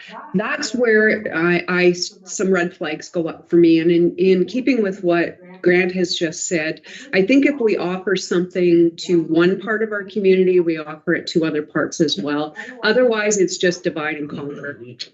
Yep, I agree with that. Cool. We would agree with that approach. Just that recommendation piece is we're recommending that unified approach, applying everything the same to everyone. Sorry, I didn't mean to interrupt there. My apologies. That's okay. I was just thinking the same thing, that going through the whole township, then you're not specifically targeting one specific area. You're making it encompass the whole township. I want flexibility in the plan. So if somebody comes in with something that's a little outside of what we've maybe stipulated, that we have the flexibility to readjust and incorporate new ideas into it. And on the environmental, I would see something if I were looking 5-10 years out, I've been approached by people who want bee-friendly pollinator gardens and lawns that aren't just all manicured grass. I would like to see us set, and that tiny forest idea, the front of Shallow Lake Community Center, where it's visible for everybody going through the township, to build on that type of thing out there. And at our municipal office. Yes, municipal office be another good spot. Yep. So yes, I think they're great. Again, just to CIP, I don't think we can CIP ourselves. So I think we just have to do those things. But we can certainly use the CIP to perhaps leverage the opportunities there might be on the space, which we don't have. It'd be the example then, right? We would set the example, yeah. Or if a group were to come in from the outside, like they did with the county building to plant more trees, Yeah. could we incentivize that? Again, probably not through the CIP, but there's no reason why we couldn't work with them. Yeah, so typically with the CIP itself, like as Niall has said, you can't really offer it to municipal buildings and facilities for improvements that way. That would have to come through council's decision at budget time to allocate funds for specific projects. But the intent here would be, yes, if there's a project of that nature that can be referred to as like, you could do this on your private property, look what we did here, Arena X, etc. And I've made a note to include that if we get to it today or at some point throughout the draft CIP, that's a fantastic marketing tool as well. So look what we did. You can do this too. Here's our CIP. That kind of approach, should you prioritize those? Yeah. I'm going to build on what Councillor Coburn, what Kathy said in terms of stewardship. I think as humans have a tendency to destroy what we love. We come to places because of the rural, natural aspects and then create the monoculture lawns and whatnot. So any stewardship projects would be something I would definitely support. And I want to pull together a couple little threads of, there was a brief mention of lighting equals security in terms of equity. And I think we have to be very careful with that because lighting, if you look at the statistics and the research, lighting does not always equal security. Lighting can sometimes increase perceived safety, but lighting that creates great glare can create great shadows and if you look at the stats, there's a lot of different science or different scientific studies that maybe contradict some of the quick generalizations people can make about lighting. And we have approved dark sky, something looking into dark skies, and it would be, I think, incentivizing or putting sources. I know this is more than one or two words. So. Good words. Good words. Making sure that supporting wisely thought out lighting that preserves the night sky, which is part of why people like being in Georgian Bluffs, would be an important part of the CIP for me. So the one that's triggering for me there is the example you shared about, I think it was Owen Sound you said, or Steve was saying, Owen Sound provides an hour of signage consulting time. For somebody that was doing a lighting upgrade, maybe it's an hour of lighting expertise to come and talk about dark sky, appropriate ways of lighting. So yeah, that's a valid point. Just to remember that the CIP would applies to private land. So yeah, if someone wanted to put new lighting on the exterior of their home and they wanted to apply through the program, that it's actually an opportunity where you could have that expertise to educate people that don't understand dark sky compliance. I kind of looked at the question a little differently of what do I see when I'm driving through the municipality in 5 or 10 years down the road? And I'd like to think that we saw an increase of waste signage in conjunction with having an architectural sign thing. So there's consistency in the municipality. There's increased ecotourism opportunities. There's increased on-farm diversification, less economic development. Where you actually drove around and you knew where you were going. You saw everybody doing economic prosperity, gaining on what's there, but in an eco-friendly sort of way. Is that eco-friendly? Is that experiential tourism? What is it? But building on everything else everybody else said. It's a valid point. To the list. Absolutely. I would like to see more businesses more businesses set up in our municipality. I think with that follows, more residents or vice versa. And what I shudder at is when you drive through a town, wherever it is in Ontario, and there's so many closed storefronts, it just has this sense of doom to it, and nobody wants to locate or relocate there. So I think it's important to attract new businesses and support the businesses that we do have. And they pay their fair share of taxes, which is kind of our bread and butter. if you look at Sunset Strip. Yes, So and if there's I- been. Go Oh, go ahead. ahead. I was just Well, saying, there's been some. Sorry, you go ahead. I'll This is wait. Canadian voice, not to say too much. Right. Except we can't see each other. No. So, one of the things I think of is back before we all just jumped in a vehicle and drove everywhere, Kemble had a general store and Kilsyth had a general store and Kirkshank and all these places had these little businesses within them. And that's all fallen by the wayside because everybody drives to Owen Sound or gets to the next bigger center. And some of that maybe needs to be encouraged to go back to those communities to also help build the community feel there as well. But our zoning bylaw may be getting in the way of that. Someone tried to have a Christmas market in Oxenden one year, just a short pop-up, and there were some folks in the neighborhood very familiar with our bylaws, so they were shut down very quickly. So just making, if we want that, we'd have to look at the historic communities and see how they're zoned to see if those old structures.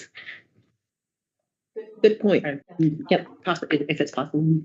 So I think we can all have opinions as well. Yep. Yeah, and just to elaborate on that fact, that there has been opportunities in other examples where a community improvement plan has gone in and encouraged removal of signage for a business that's no longer present, so that it's not demonstrating that this is a store, but the store is no longer here. So it's kind of improving the look and beautification. So that is one example of things that can be done to incentivize, just the overall landscape and look of how things seem to be versus perception and, the doom and gloom kind of vacant storefronts.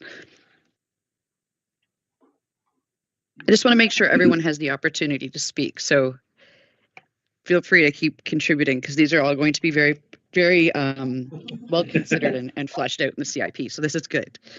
We're all looking at Michael now. I know, Richard, and I know it's every CIP has this, but I think facade improvement is really, really important. But facade improvement that enhances the local character. Like if you look at, not to pick on Shallow Lake, but to have a business come up that is all stainless steel and darkened glass, it just doesn't fit that character, right? So I think only it's good coffee. I know. Well, Macy's kind of fits there. Like to me, if it stands out, I'm like, oh, look at that place. I want to check it out. Mm-hmm. I don't know. Yeah. I don't want to, hopefully we're not going to be so restrictive that people with new ideas or new design ideas aren't going to be deterred. But I get what you're saying. Mm-hmm. Well, that's why I said the flexibility needs to be there, that if somebody comes in with something outside of what we designated, we can expand to include that. Yeah, and I think that brings up a valid point, just quickly, just that this should be reviewed every year. So if it's wildly successful after year one, you may find that council's in more of a position to be willing to put more money toward the CIP going forward. If something's not working at all, you may want to pull back those funds or change the text of the document to, lose the incentive there. So if instead, let's say you were giving someone $1,000 for signage and you found that people were just throwing up awful signs. It wasn't working. It's not pretty. Maybe pull that part out and put it on pause for a year to see if you can get other things to get the ball rolling. So once a year, it should be reviewed. Absolutely. Just to provide that clarity that this is working, this is not, or we should add here. And just that review process. Sometimes we hear review and we think we're going back through everything. The review process I can see would definitely happen as part of budget setting each year. So we'd bring this out as part of the budget, have a quick review of it in that time. But there would also be the opportunity if in year we were finding that something wasn't working the way it was intended to work, we can review it at that point as well. So the review isn't a rewrite. The review is just we've got the right mechanism, we've got the right funding. Has it worked? Yes, no, move on. It's a relief. You mentioned something earlier in your presentation that really caught my attention. All of last term of council, I worked really hard and was extremely unsuccessful at getting some kind of heritage program brought to our municipality, because we have some really historic sites, especially in the Campbell area. I think when you mention heritage, people think hands off my home. I will not be told what kind of siding I can put on it. That's not what I was ever looking for, but I love the idea that we can incentivize some kind of consultative process so that people can recognize their building as being historically important. And I think that helps attract tourism as well. So build on that. I think it goes beyond building heritage. So I think there's probably quite a lot we can see incentivize. And I like where Councillor Rick, you were going with perhaps some of the signage is actually, as you drive through the township, you come across a lot of that heritage as you go, particularly settler heritage. There's a piece before settler heritage that obviously we can touch on, but I think that some of that heritage goes to the place names of the settlements you drive through, perhaps some of the parks you can stop at. It goes to the lands that you cross over as well as the buildings. So I think wrapping something in which might be around allowing and supporting and incentivizing people from reflecting on that heritage in some way, shape, or form to add to maybe add to the tourism approach. I think there's something there. And if I could jump in on that, I think that's a really important broader topic. I think that's something that the municipality really hasn't captured yet, and it's celebrating our local heritage. Mm-hmm. And it's great to have that in the CIP, but I think it's also important to keep that top of mind when we're looking at broader issues within the municipality. I know one place that would like to get something along that line is Lake Charles Presbyterian Church. Been there 140 years now, something like that. They would like something that just recognizes the early settlers who put the work into putting that in place. Yeah, and that lends itself to, the wayfinding component. So the municipality would be in a position, if the township chose to do so through council, that you could promote those types of memorial plaques, et cetera, and provide some funds toward that to, further create other opportunities for other places to be represented and recognized as well. So that certainly is a possibility.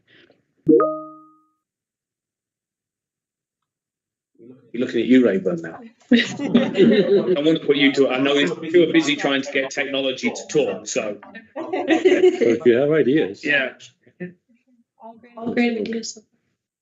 There's a couple for me. If I look around the township and some of the things that I'd love to see changed, or things live from this. So I look back on the Oxenden Art Project as something which was a real success.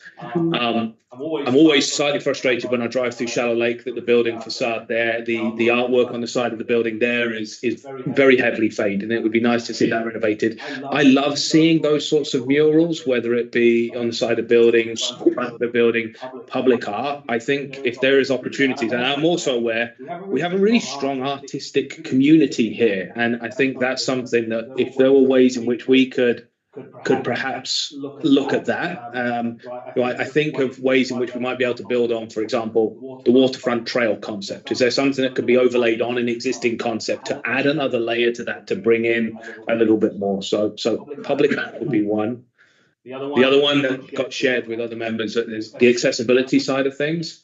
I think I'd go a step further than Isaac on that one as well. I think if we were able to look at accessibility from a physical accessibility perspective, we know we're doing a body of work of that as a municipality, but it would be good to provide access into a CIP to enable increased accessibility improvements to businesses through the community as well. I think that would be good. We had a discussion through council or community hall there recently about accessibility, where a member of the community had came up and talked about that. So I'm looking forward to the future, having more businesses or more buildings locally that are accessible in terms of, like you said, physical. Somebody in a wheelchair can get up a ramp or Yeah. up a elevator. Yeah, ramps, elevators, washroom improvements, those sorts of things. I think are all. As a stopgap, I wonder if we could approach a school to do the work. I think part of the CIP, like Owen Sound has those ramps going into downtown businesses that were built by high school students. So there's a very short-term solution that's good for many people. Is there an opportunity to incentivize people to clean up the properties? Yes. Like you drive around, it's the first thing I see when I'm driving around Georgian Bluffs is, that guy needs to clean his place up. That guy needs to clean his place up. Yeah, no. But there's getting to be more and more all the time that are just getting cluttered with debris. It doesn't have to be vehicles or equipment or whatever. It could be lumber, it could be trees, it could be whatever. I'm seeing it more and more all the time. If there's an opportunity to, it's just tidy the place up a little bit. We just have to make sure that idea and Sue's idea are meshed, because some people will look at a naturalized lawn and view it as. I'm not talking, No, like I get. talking like Highway 6 North Slavery. Just to clarify. Or the Clavery in the corner of side and 6 Yep. and Highway 6 and 10 there. That was all clavering is probably one of the worst. Exactly. Right. So like this, I'm not the environmental gardens and that. I'm fine with all that. Yeah. It's just the clutter and debris of stuff that really could be cleaned up. And some of that we can likely address through our current bylaws. And, like our property standards bylaws should cover most of that. I think we did have a change in the length of grass after this was brought forward last term of council, but it doesn't go, in my opinion, far enough to talk about naturalized lawns. So It is. I was just going to elaborate that it is a little bit difficult because it's an enforcement piece as well, right? So when you're looking at those things and the staff time and effort, I mean, obviously we can include and promote landscaping and improvements. Haven't really given too much consideration, and I'm not aware of any examples of this yet that would permit someone to get, some kind of a grant so they can bring a bin in and clean stuff off their property. Just using that as a wide example. I will look into it though. I'm just not aware if that's been done yet, but that could be one way to address it. So the reason I went that direction was you can incentivize somebody to, here's $500, we'll get a bin and clean it up, instead of sending out the bylaw and starting conflict. Yeah. Right. So I was just trying to avoid conflict and give a person an opportunity to, I can't afford to get the bin. So if we can get you a bin, you fill it. Yeah, and it might also be, I think I'm hearing this one might also be a facade type, an extension of a facade type program. So if we had a new business owner who was a new owner of a property, a new business owner of a property that was moving in, and there was, one of the things was the property needed an extensive amount of front area clear up, then a facade program might be something that could kick into that. It doesn't necessarily need to be bricks and mortar. It could be removal of items, planting a few trees, doing a pollinator yard or something like that. I could jump back briefly, so everyone is aware, there is already a walking tour of Oxenden. Someone's gone through and listed the historic homes and different graves, and that accompanies the book that was created. So there is maybe something that could be built on or just used, highlighted. This is one of the other benefits of the CIP for me is more or less every single week I'm here, I stumble across something else really cool that somebody has done somewhere in the township. And we've got lots of people that have gone off and done things, and they know about it, and their neighbours know about it, and the little local community and the people that happen to have stumbled across it knows about it.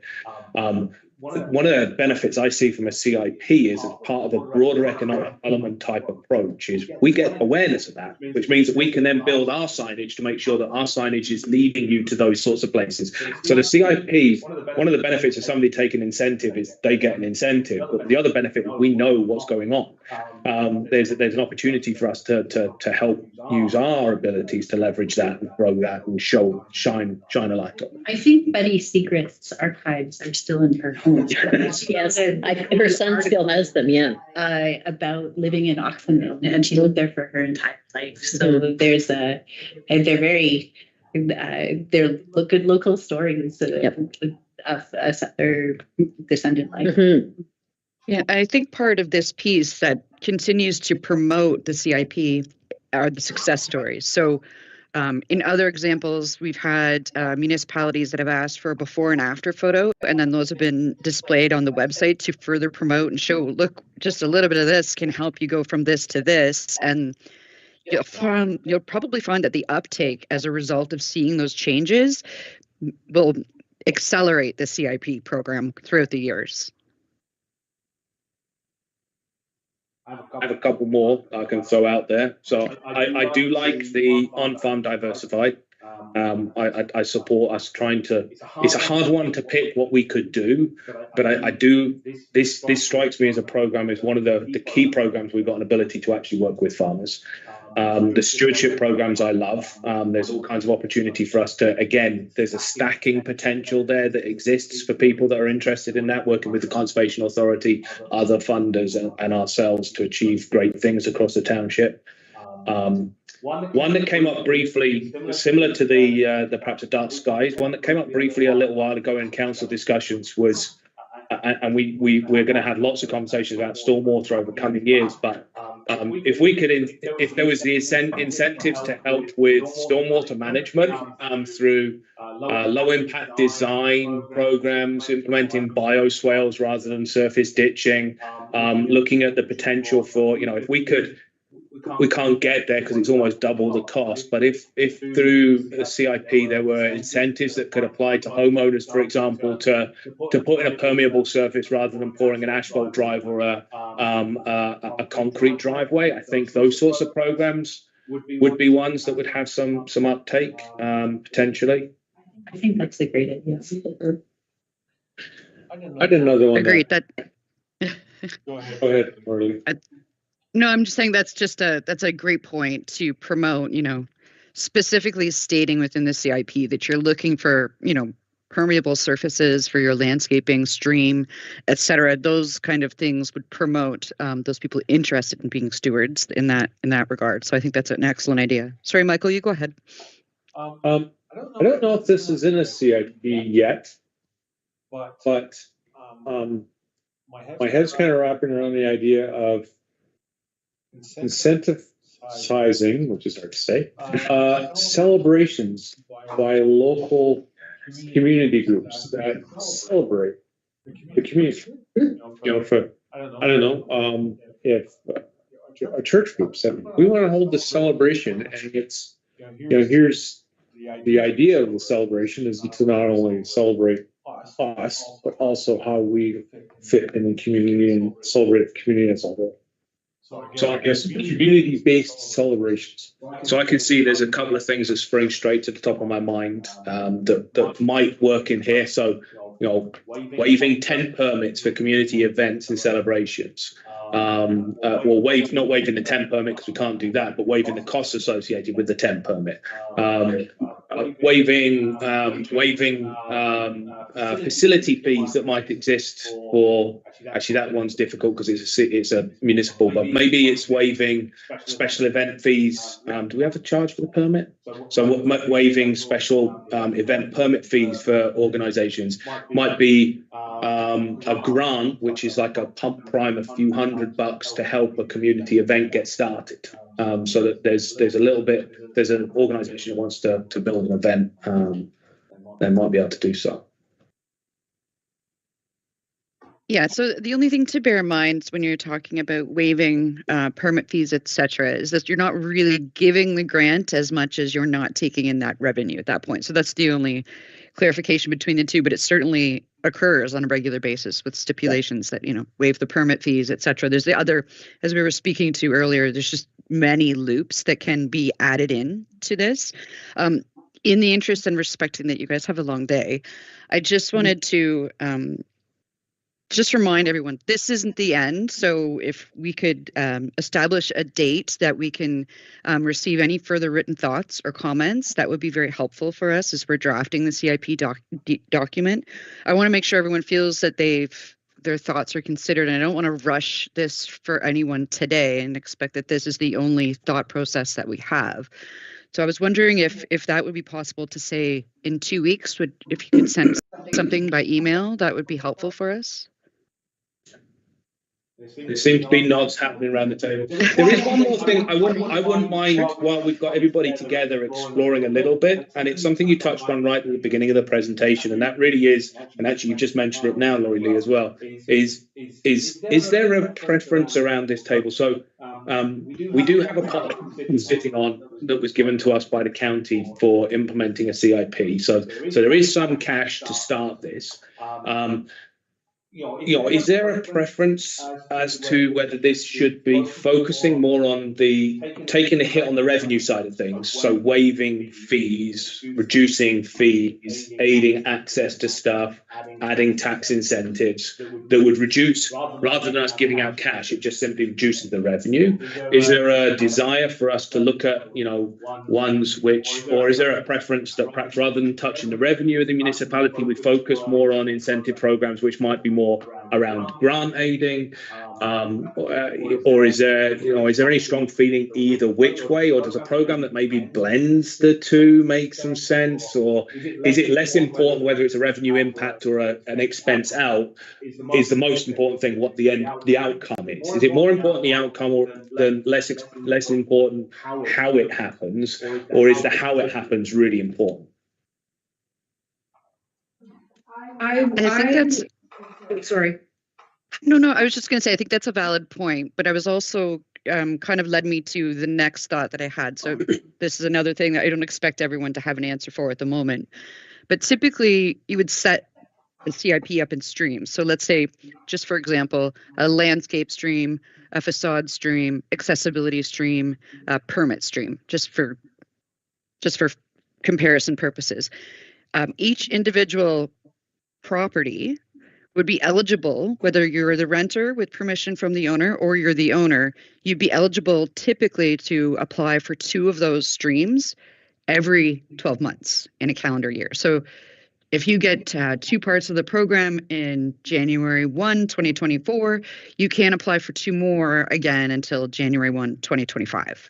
So that's typically how they operate, so that one person isn't utilizing all of the funds that the municipality has allocated to the side. So some people are going to have multiple properties and probably take full advantage of this, but you want to ensure that it's distributed throughout the community and not just in one particular location based on one particular property owner. So I just wanted to put that out there. Sorry, go ahead.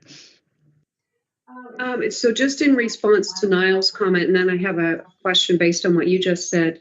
I'm wondering if the best approach is to decide on what the specific initiative is and then decide what's the best way to administer it, whether it's coming from the revenue side or it's an expense. So I would go about it that way. We prioritize what the initiative is and then figure out how to implement it. You've got me thinking now about cost, because for me, most things come down to budget and cost. Is there a limit put? Is it first come, first serve? Like, what if we put an initiative out there and the response is so overwhelming that it's more than what we anticipated coming out of our coffers? That is an extremely valid point. So typically CIP programs run on first come, first serve basis. So in a administrative world, this person that applies for something would be approved through an agreement that they sign, and you start just knocking off the budget that you've allocated for the CIP. When the money runs out in a calendar year, it runs out. So they have to wait for it to be topped up in the next year through whatever budget amount is determined by council. Got it. So we'd have to be very careful as council members not to put the word out there before the official announcement goes out, so that we don't set some people up for success more than others. Correct? Yeah. I would highly recommend that you announce it once it's been approved. So once it's finally approved and in place, then all of what people are intending will be the actually approved document. So there won't be the miscommunication out there about something that was considered but maybe not passed. Do we show better transparency to the taxpayers if we don't take away from the revenue stream and show it as a grant? So you apply for a grant, like if we take away the revenue stream, nobody knows what that revenue stream is, because somebody's gonna go look at it. But if we show it as a grant application, we'll have a system of showing where this grant money went to. Does that show better transparency to the taxpayer? Yeah, so we would have to account at the end of the year, regardless of whether it's an impact to revenue or an impact to expense. So we'd have to account for it either which way. So we'd have to record, for example, if we did waive a permit fee, a tent permit fee, at the end of the year, we would have to report as part of the CIP report, we waived 10 permit fees with a total value of X.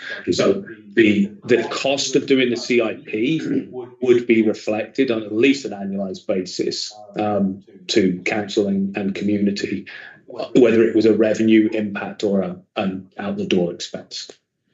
We ran into in our municipality where the CIP talked about waiving building permit fees under Venture Building Code Act, I think it's called. That's a bit of a no-no. So what they did was it was more just a budgetary item, or that building permit fee was covered under the CIP program rather than to an individual, but it allowed that tracking to occur. It's not the same as planning fees and things like that, or other tent for you or special events permit. Those are easier to maneuver. So in the past, and this is one of the tools that we can provide so that your administration of the program, once it has been adopted and approved, is a tallied spreadsheet. So you're describing who applied, where it is, what they did, and what they were approved for. So if you say I have $120,000 for 2024, you can just start knocking that off, and then that's your tracking record. So as long as they get that agreement signed and they complete the work and they receive their funds, that's all listed. Lots of people will tend to apply and then not be able to get a contractor. So oftentimes the work completion stage may happen in the next year. In my past experience, we've never punished people because of that. We do recognize there is a labor shortage. So if they can't have the work done in the calendar year in which they've been approved, we've had practices where other municipalities have simply just carried it forward. It just has to be tracked accordingly. To go back to Niall's question about funding, I think I would lean toward a combination of incentives, tax incentives, and looking for grants. From what I understand about granting opportunities right now, accessibility and stewardship are things that grants might be available for. So it would be wise to look into funding opportunities. So I think when we look at funding this program, so this is getting a little bit granular. So the funding, my mind, its memory is serving me correctly, I think is 100,000 that the county has passed on to us. If you look at what other great counties, and correct me if I'm wrong here, Marilyn and Laurie Lee, but I believe in the order of 25, 30,000 to 50,000. There aren't many. I don't think there's anyone that's sort of putting hundreds and hundreds of thousands aside into their CIP each year. So we're talking relatively small grants. These are, as we say, you already have to make a decision. You're going to do something. This is just to make it a little bit easier, a little bit smoother, a little bit cheaper, a little bit more efficient. And so, if we were talking, 20, 25, 30,000 and, between $2,000 and $5,000 grants, we're talking about, maybe 5 to 10 projects, that sort of order of magnitude that might be achievable in any one year. There are opportunities potentially to look at the township applying for grants to help deliver its CIP. So it might be I can't think of any at the minute that are out there that would allow for us to do this, but I have seen programs in the past that stewardship, for example, it might be possible that the township could apply for a stewardship fund of like 100,000, which could then go towards being given out as a grant to others. The opportunities for individual owners around the accessibility and stuff like that, private businesses getting, and this comes to one of the, I think probably one of the first points you had in terms of the challenges earlier, Marilyn, was, trying to make it easy. Sometimes municipalities, we're used to applying for 10 grants and getting one.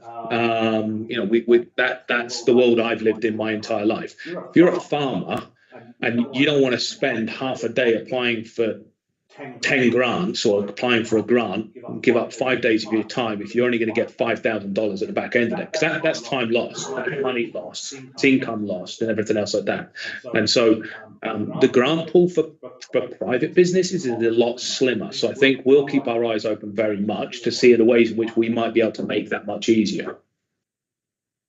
Yeah, and I think just to add to that, keeping the process for applications simple is something that was stressed in public consultation. So we're mindful of that we don't want to hand you a 15-page application form so they can participate in the program. It's meant to be and intended to be as streamlined as possible.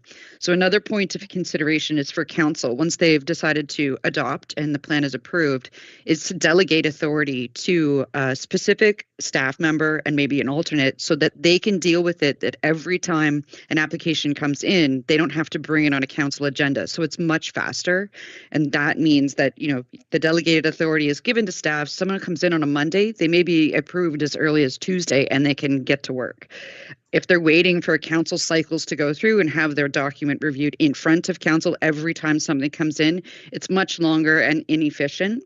It still would be a reporting mechanism. So you're going to have that tool with the spreadsheet of where you're at and who's been approved that can come to council on a monthly basis if, at your discretion, that would keep you apprised of all of the status of those projects and where they're at. But it just prevents someone coming in and taking staff time and, you know, council time to discuss a proposal every time, especially if they're only getting $500 for XYZ. People will see that as too much. It's not worth my time kind of component. Just a reminder there for that component. And to add to that, through that, if it ends up being delegated down, there would be specific triggers that would make an application acceptable. So it takes away that, I like you today, so I'm going to give it to you, but I'm not, you don't look good to me, so I'm not going to give it to you. You know, there's that, there'll be a, there'll be a matrix that have to go through. Agreed. I think that's a good starting point. So again, if we can just establish if 2 weeks from now, so that would bring us to the 26th of the month, if everyone can provide any further comments that you have coming outside of our discussion today, that would be greatly appreciated so that we can incorporate them into the draft document for your review. I want to also stress the point that when you get the draft document, you have the ability to make the decisions if you don't like the components of it to change it. So we're not pushing this on you. We're giving you recommendations. And then if you want to change that or refine it, that is at the discretion of council, obviously. I just didn't know, Marilyn, did you want to go over next steps beyond that 26th date that we can just kind of wrap this up so everyone can move on to your next session? Because I know you have a very long day. Yeah, so just before, and feel free to pull up the slide if you've got a slide, but I wouldn't mind coming back to a point that Kathy raised earlier on. So there are 2 community members that weren't able to attend today, and Steve and the county's economic development team weren't here for the whole session. So if in this next couple of weeks we could perhaps see if we could reach out to those 2 community members and the county and have a conversation, particularly this back half conversation. You know, I think a lot of the other stuff is in the plan, but this back half conversation I found very useful to actually put some tactile ideas out on the table as to what a CIP in the township might look like. Further to that, is this the time where we put this draft out there again to the public, or do we wait until it's a little bit more refined and then go from there? I think Marilyn will put up that slide in a second. Oh, okay, sorry. Let me do that. I do want to bring that question back up, though, in case there's another approach preferred. So the idea was we would, from this workshop, prepare a draft CIP over April, June, and then take that to you for review. Sorry, April to June, over the next few months, and then take that to you for review. I believe our thoughts had been that we would present that to you in a council meeting that would be much more of a public meeting, in that draft would go live. But maybe what I'm hearing is that there's some interest in having more of this kind of discussion over that draft CIP and taking it and refining it a bit further. Is that what the interest is here? Yeah, so the way I think I was articulating is the working group that was set up to sort of kick this whole process off. There are a couple of folks who weren't able to attend for the whole of today. It would be good to extend that opportunity to have that input and sort of bookend that side of drafting the CIP. I will defer to council largely on this one, but I can imagine that what would be good is to do the council meeting as the formal public open house, but perhaps after that public open house, that council meeting, to make sure that we go through a period of some sort of consultation and engagement to help refine that plan. And we can certainly look at managing that on our end through, Engage GB. We can utilize that tool, and if there's interest, we can host a wider public house in person. So I think the first we'll probably end up with at least one public open house being the council meeting, and then maybe some consultation that we'll just do after that, just to get us toward that final CIP piece. Absolutely. Okay, so then we'll plan to have a CIP that's ready for discussion and consultation at that open house and that council meeting. And that works really well, because we actually have in June, we did something called Engage and Collaborate last year. We've got Engage and Collaborate this year, so we can actually make that part of our Engage and Collaborate event this year as well. So it will fit in quite well. Fantastic. Okay, that'll be fun. And then so from there, the final phase will be the final community improvement plan, which we're anticipating by fall. So those are next steps. I think that's covered, but any questions on that before we wrap? Oh, I just looked for Yeah, sorry. I know that I said I wasn't going to contribute, but I did have a suggestion for the consultants. Typically what we do when we talk about things that involve accessibility is take these plans to the Accessibility Advisory for review. There is a meeting coming up on May 16th, but the deadline for that would be May 6th to have that draft plan finalized for their review for the agenda. I just wondered if that's a process that you considered. I know that we had extended an invitation to them to provide comment. It was on a recent agenda, and I don't think that, those members really had an opportunity to give their feedback in a fulsome way. When we talk about presenting information, it's really important to not give them, a really big document and say, here, have a review of this. I think it's important to go to that committee and highlight some of the aspects that we think we'd really like to engage them on. So I wondered if that was a possibility. Beyond the May meeting, the next opportunity would be July. Okay. It was so May 16th is that meeting?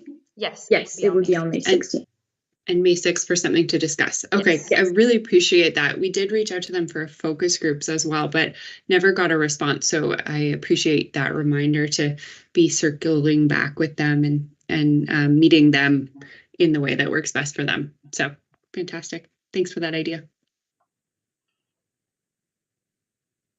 And Rayburn, maybe who's the best person to get in touch with for those materials? Is that yourself?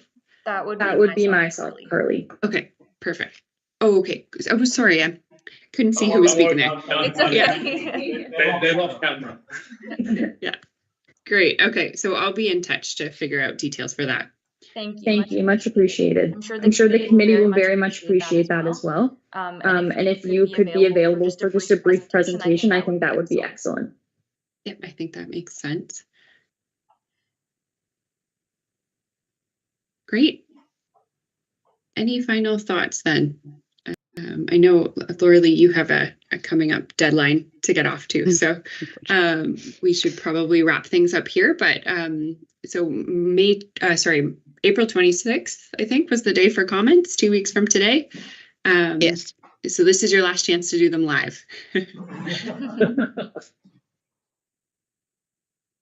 Great. I'm not seeing anything.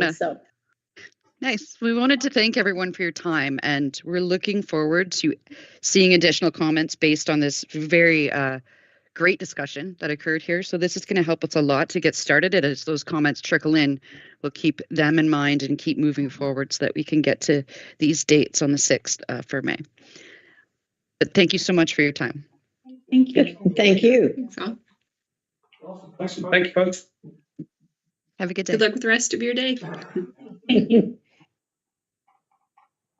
Just a procedural question. Do we have their emails or do we send any comments on through? I'll send an email out to council, and I'll see if I can get this presentation, and I'll circulate that, and I'll provide their coordinates. And you guys have it, right? Presentation. I can. Okay, perfect.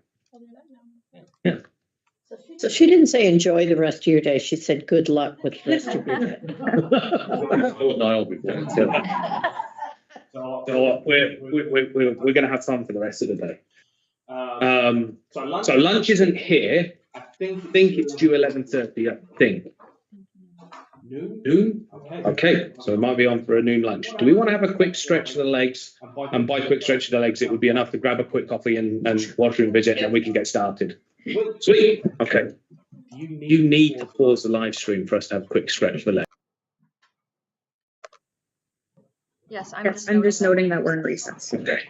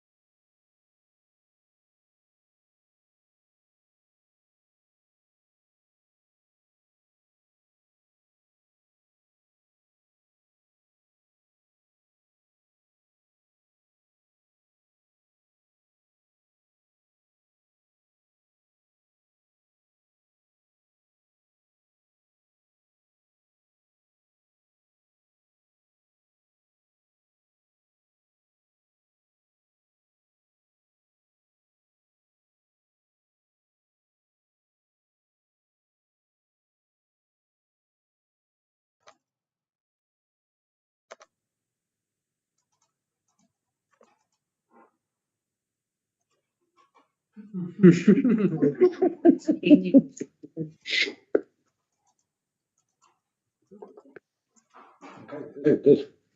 We're good to go? Okay. Okay, so I'll get us kicked off for this afternoon session. So we're going to start with a video. I think it's not going to be a surprise to one or two of you at least, because I know I've chatted about it. Simon Sinek, every now and again, something that Simon Sinek crosses my desk and it really sort of resonates. There are others as well. Just so happens that today's going to be a bit of a Simon Sinek-y type day. So there's going to be a couple of videos I've got which are just lined up to really sort of try and put some framework around this. So we'll start with the first one. Which is, I think I'm good to stream these on our internet because they are both available on YouTube. For anybody that's really interested in Simon Sinek, you can find lots of his stuff on YouTube. Yeah, this is the one. Brain cannot comprehend the negative. It is incapable. Yes, it's true. I'll give you an example. Okay? No, I'll give you an example. You don't have to believe me. I'll prove it. Okay? The human brain cannot comprehend the negative. You ready? Don't think of an elephant. Yeah, I know. You can't tell the human brain not to do something, right? And so what happens is we very often reinforce things when we put things in the negative, right? I can't get apart. I can't get apart. Right? Or I can't do this. Versus I'm going to keep doing this. I'm going to keep doing this. Right? And it's such a huge thing to convert things into the affirmative. You're supposed to do it with children as well. We're supposed to say, instead of saying to children, don't eat on the couch, we're supposed to say, eat at the table. Right? We tell people what we want them to do, not what we don't want to do. Pilots know this, right? It is well known in the pilot community that when you tell a pilot, don't hit the obstacle, they'll hit the obstacle. Because what they're doing is focusing on the obstacle. Skiers know this. If you've ever seen skiers go through trees, do you know how they do that? It's very easy. It's actually surprisingly easy. If you go through trees on skis, you go, don't hit a tree, don't hit a tree, don't hit a tree. Guess what you're watching? You're only looking at trees. All you're doing is seeing trees. You don't understand how anyone can ski with all these trees, right? As opposed to follow the snow, follow the path. The only thing you see is the path. Skiers know this. If you say don't hit a tree, you'll hit a tree. You won't be able to find a path because all you see is millions of trees. If you say only follow the path, you actually don't see any trees. There's actually very sparse trees. There's plenty of path, just plenty of snow. It's the same thing for you. If you focus on the obstacles, all you will see is obstacles. If you focus on the path through the trees, all you will see is path through the trees. It's your choice how you choose to perceive your own career. It's literally perspective. So the leadership team and I watched that video and had a quick chat about it. This man just absolutely blew me away. Look what's able to achieve. After we had the last leadership team meeting, and it's one that resonates with me on a whole bunch of different levels. And so, from a strategic planning perspective, the strategic planning is us as a township establishing the affirmative actions that we're going to take. It is us telling ourselves that we're the child that's going to eat at the table. We're not telling ourselves what we're not going to do. We're telling ourselves what we are going to do. Our strategic planning process is the process of defining the path through which we are going to follow. Municipal government and the municipal world is full of metaphorical trees. And they are all around us, and it is very easy to get distracted by the trees and go off the path that we've set. So the strategic plan really is the ability for us to take some time and to determine what the path is that we hope to follow. And it allows for you to establish your focus as council over the next few years. It allows community to influence the focus of the township's activity over the next few years, and it allows us as a staff team to understand what those priorities are and how we can help to achieve those priorities over the next few years. And so strategic planning, when done well, is something which is, in my experience, is extremely valuable in helping make sure we get to where we want to get to. It's also an extremely important way of us accounting for ourselves in terms of that journey towards where we get to. We're able to say quite clearly, we said we were going to do something. What have we done towards it? How do we measure our success along there? So it's not simply defining the path, it's defining the check-in points along the path, I suppose, by which we can say, are we still on the path that we set ourselves off, or have we been sidetracked into another avenue? And so I wanted to sort of kick off with those words from Simon to really help craft the conversation that we're kicking off today in terms of strategic planning. So the first thing I should note is this is the first of many conversations, and so not everything that's going to come into the strategic plan is going to end up on a piece of paper on a whiteboard today. Maybe some of the things will, maybe none of the things that we talk about today will be on there. Maybe we're going to talk about nothing but trees. But talking about the trees is important in defining the path, and I'm fairly confident that some of the stuff we talk about today will define the path as we go forward. The conversation will continue with you. Probably the largest single group that is involved in helping shape the strategic plan are the 7 members of council. Your role as elected officers and elected officials of the organisation is to provide the direction. And so the strategic plan really is your document. The staff team is here to help craft that document and provide some tips and hints as to what we feel can and cannot be achieved within certain timelines. And there is obviously a very important voice for community as well to help inform your perspectives and viewpoints as we go through that. So this is a process which we are working, as I said, on an expedited timeline, hoping to get much of this sort of engagement done over the next 2 to 3 months. We do have an external third party to help with some of that. So they're going to be helping with doing some statistically relevant survey data gathering with community. They're also going to be offering the ability to talk to somebody that's not the township. So there's a little bit of an opportunity there, and that's going to be something we'll extend to you. So I will talk a little bit about what the next steps will look like as we go through today as well. The township already has a strategic plan.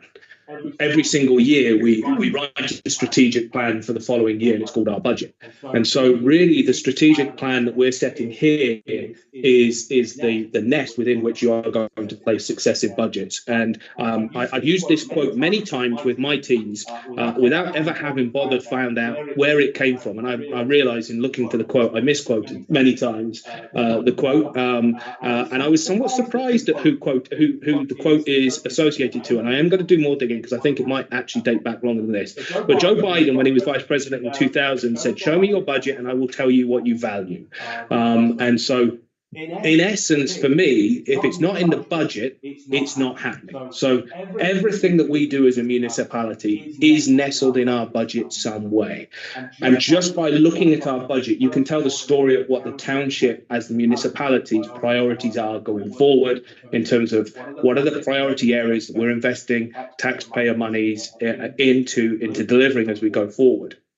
The strategic plan is kind of like sits above that budget into which the budget nests, and the strategic plan allows you to do the gut check each year. Are we making sure that our budget is reflecting our strategic priorities? And so that's where the business plan each year will nest into our strategic plan. We will do our best as we build the budget each year is to make sure that the budget is got those ties back to the strategic plan, and it is reflecting the priorities that council has established through the strategic plan.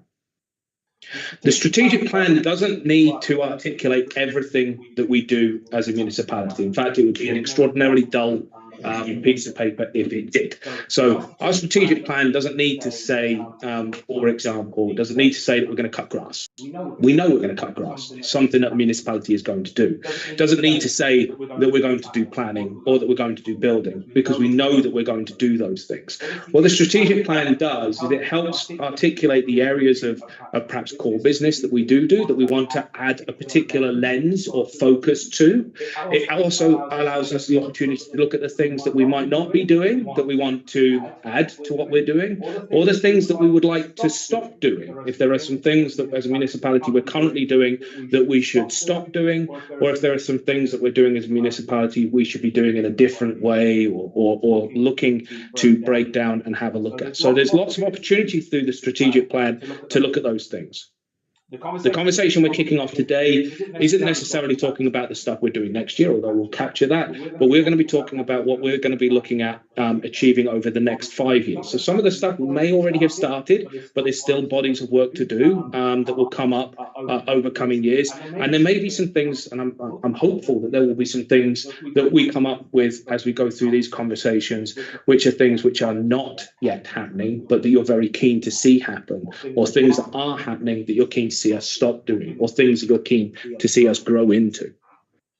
And so the last thing before we sort of delve into the process of this is a quick refresher on the in terms of the accountability that a strategic plan brings. Is the words that you put onto the piece of paper that forms our strategic plan are fundamental to staff.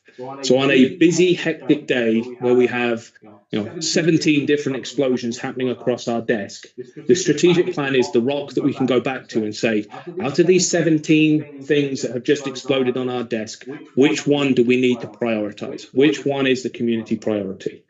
I should also stress that a good strategic plan allows for flexibility, and we have to recognize that there are things that we may say today and over the next few months with every aspiration will happen in a year and a half's time, and something beyond our control may well come along and mean that those things can't happen.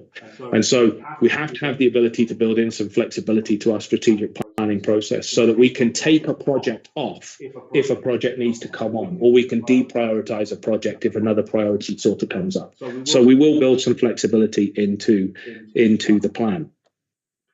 So the process that I indicated is a process which is going to involve council. It's a council-led process, but will also involve community and will involve staff. And so we will be having sessions similar to this with community. We will be having sessions similar to this with staff and seeking a broad range of input and conversation around the priorities for the township.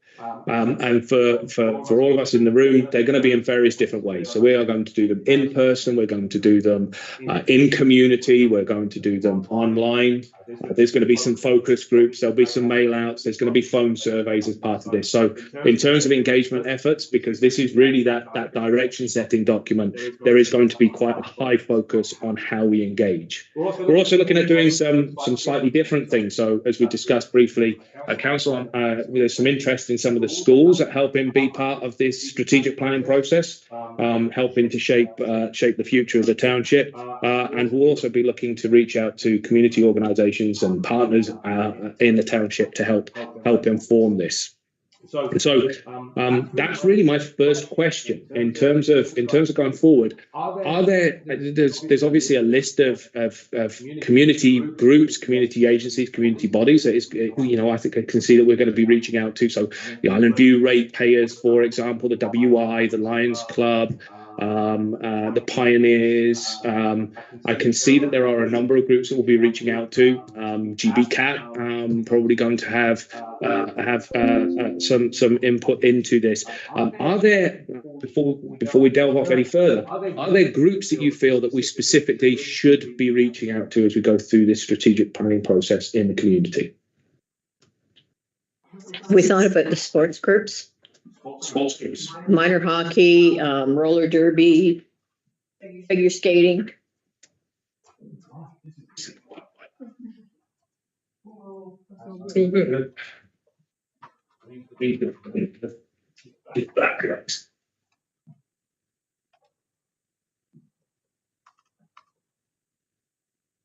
Okay, sports groups. I was thinking a little bit how we had a land acknowledgement this morning, and that may have been one of the last times. Well, we talked about the artwork in Oxenden, but that might have been the only reference to the relationship building with the Saugeen Ojibwe Nation. So I don't know if that's appropriate to include here, but I'd like to at least discuss it. So I'm going to be cautious here. Oh, I'm going to get into trouble there. You didn't have to go more. So that would be my problem to try and do. So Indigenous constituents, I don't know. yes. So the interesting thing here is those ones are permanent. I'm not using those. So yes, but not as a stakeholder or a partner. They're rights holders, and so we have to. So these might be partners.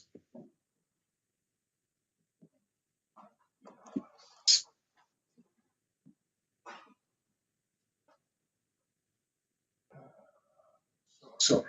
Yeah. Gray Sabo would fall under that, under rights. No. I was kind of thinking along the lines of sportsmen too, like that. Yep. Well, there was one of the sports groups and recreation groups. Yeah. Whether that's sportsmen, ATV, snowmobile, trail. The ski club, what is it? Yeah, at Hepworth, yeah. And there's the hiking, what's that hiking group? Do we know? There's the Sydenham Bruce Peninsula. Something or hiking, I'm gonna say. It's your Sydenham Bruce Trail Club.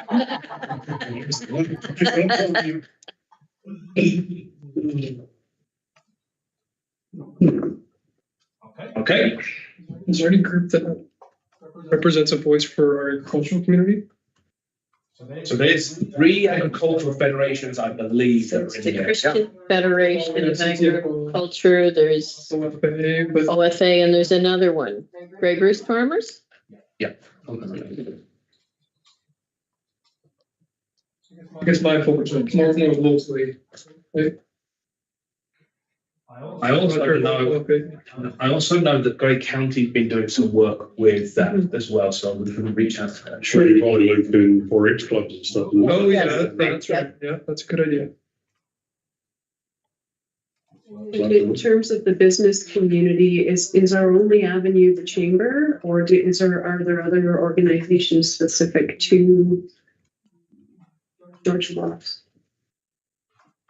I don't know of anyone, but I know there's a chamber, so we can reach out to them to start with.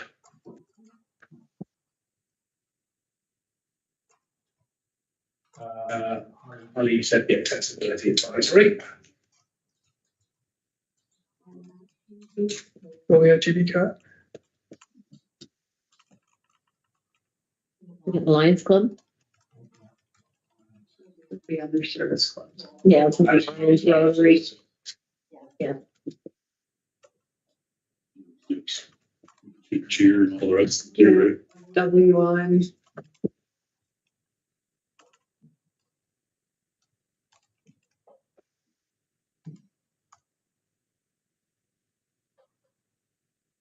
Which sports groups would you reach out to? So we've got minor baseball, minor hockey, the skating. Now the pickleball club. Oh, yes. Pickleball club. Roller derby. Roller derby. Minor fastball as well. It's only soccer. Soccer is all gone in sound. Or Stobble. Yeah, but it's an interesting one because there are a lot of Georgian Bluffs users that would go to those clubs. That's right. Yeah. Might be worth reaching out to some of those ones. Sure. Beyond. So we'll do some work on the sports groups. So you get for lacrosse or too, right? Yeah. So we all wouldn't sign for that, right? Or, The Village Improvement Group in Charlotte. Yes. One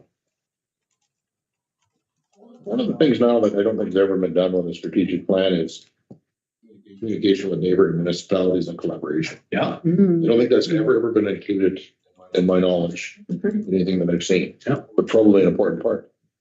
So I would tend to agree. So would we scope that to just the neighbouring? So that would be what, South Bruce, Chatsworth, Aaron Eldersley. Owen Sound. Yeah. To some degree. Yeah, that's good. Yeah, because we're joint with Yes. them and ITFD. 6 and 10 highway, we border, right? Yeah. Yes, North Bruce or no? Not so much. we don't border with them, but We now have involvement with them with our joint police services board, however. These services in your. you, safety and well-being. So that would be 7 member municipalities. Yes. Yeah. That's what's up, who's on this, so we could put them down. We could just circulate to all Gray and Bruce. You could. Yeah. Public health, maybe? Public health, yeah. Yes. Public health is very keen. I've actually already expressed an Yep. interest. Public health, and what about some of the social service groups that are up there, right? Lump that into, Like Hope Gray Bruce and CMHA. and, the other one, Reach? Grace. Manchester, Darwin, Cheapwater. Oh, United Way, yep. We had a big conversation the other night about demographics of Mount Georgian Bluffs. I think we need to include all of those to. So we've got the Shallow Lake Village Improvement Committee because they're a committee. Through social media, there's a Campbell Facebook group. There's a 15 side road, a Wilcox side road, a Shallow Lake. Yeah, they're all over the municipality. Yeah. Does Cobble Beach have a committee or a? As a Facebook group as well. Yes, Oh, I thought there was something more like meetings that they. I don't remember. Community. Oh, Do they have a homeowners association? It's a private group. They've got all the condos as well. So there's stacked condo on condo equipment. Wow. We're taking that, we're in. We could add more if we thought about that. I feel like sorry to talk about Oxenden so much today. There is a not a formal committee, but the group of people who get together to host the annual picnic.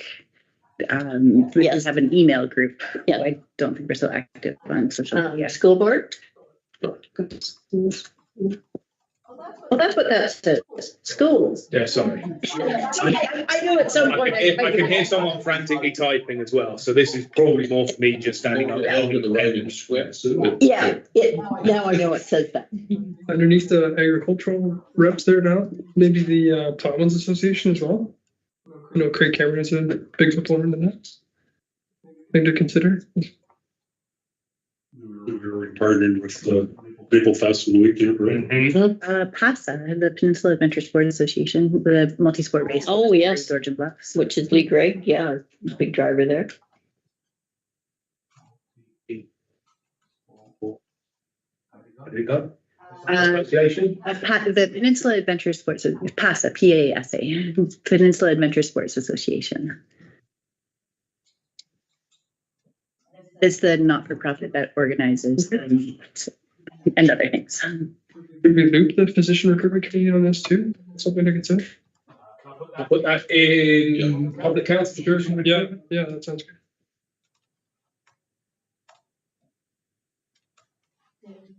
Yeah, we've got trail users. And of course, there is also the wider community. There's everybody that's not part. But if everybody that's not part of any of this would also be somebody we want to talk to. Are there groups that work specifically with seniors that we've missed? The ones in Campbell that are doing the card games each week, and is that done through UCW Women's Institute, or is that a separate? Yeah, so we've carpet bowlers. It's like Meals and Wheels and all the rest of them, right? So what we could do, because I don't think we don't have any retirement homes or senior homes in community. Not as such. I'm thinking of the one at Spring. Oh, Gail, Gail Acton. More like It's more private. Yeah, it's definitely private. Yeah. I know. Okay, we're not going to go there. What about Crime Stoppers or OPP? Yeah. Public safety. Public safety. ITFD?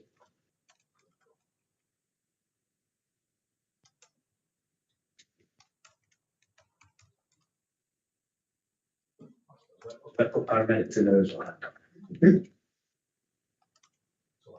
You've got county here as well. Bruce County. Grand Bruce County.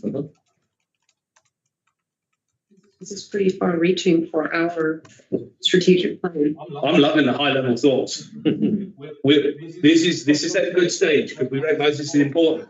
I don't know what people we need to talk If we to. put Bruce Power in Bruce County, will we get funding? They kind of checked it, isn't it?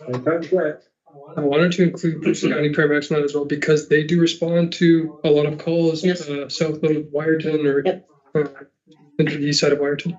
Summer camps. There's the Rotary camp at Presqu'île.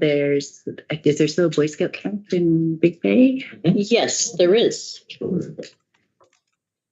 I have been down in that neat little area. We're on Girl Guide Road, those cuts are still up here, yeah. We've got no girl guides. Somebody's going to have fun feeding this ball. Well, I do this. Would you consider the Derby Pioneer Club as a recreational group? We did talk about them. I have put them down. So. Are they a recreation group? Seniors.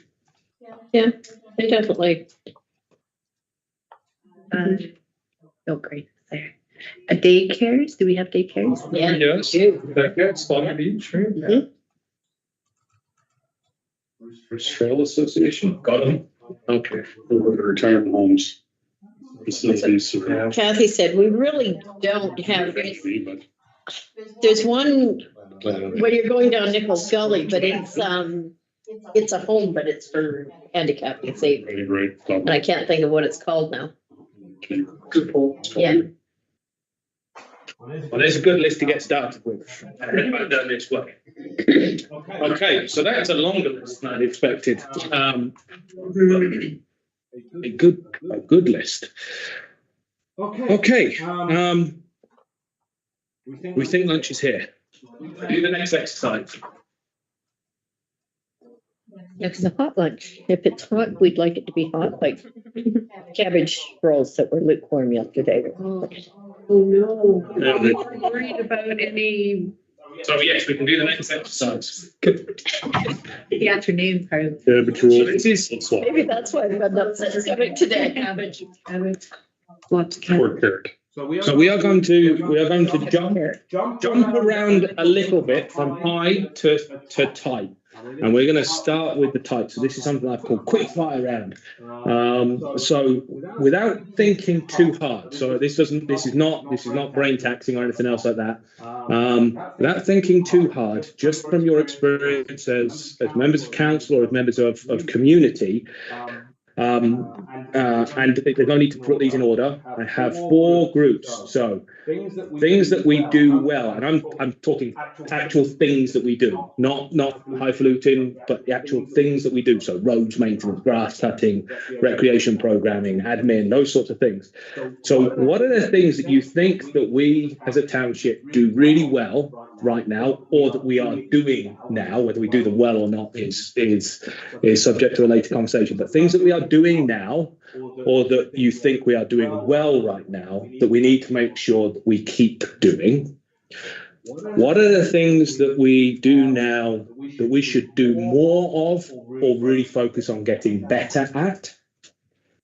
Are there things that we are doing right now that you think we can stop doing? And are there things that we are doing now that we are not, there are things that we are not doing you'd like to see us do? So thinking quite granular about specific things. Now, some of these are going to be things that we can't stop doing because they're legislative, but don't worry about that. We'll frame those conversations later. But if there are things that you think that we aren't doing, that we should be doing, things that we are doing, we need to keep doing, things that we need to get better at, now's a good time to throw those out. And so this is quick fire. So don't think too hard about it, and I'm going to scribble down. I will say that I have been happy to see that the municipality has been active on social media and is quite engaged with social media. So kudos for Elliot or whoever, but I'm happy to see that. I think that's important. Excellent, and great example of the sort of level of tactile specifics that we're looking for. Yeah, that's great. Perfect. Yeah. I would say public engagement is definitely better.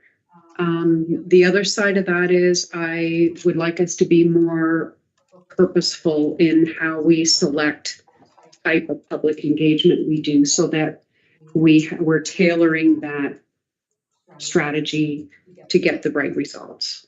So we're doing it. I think we can do it a little bit better. Excellent.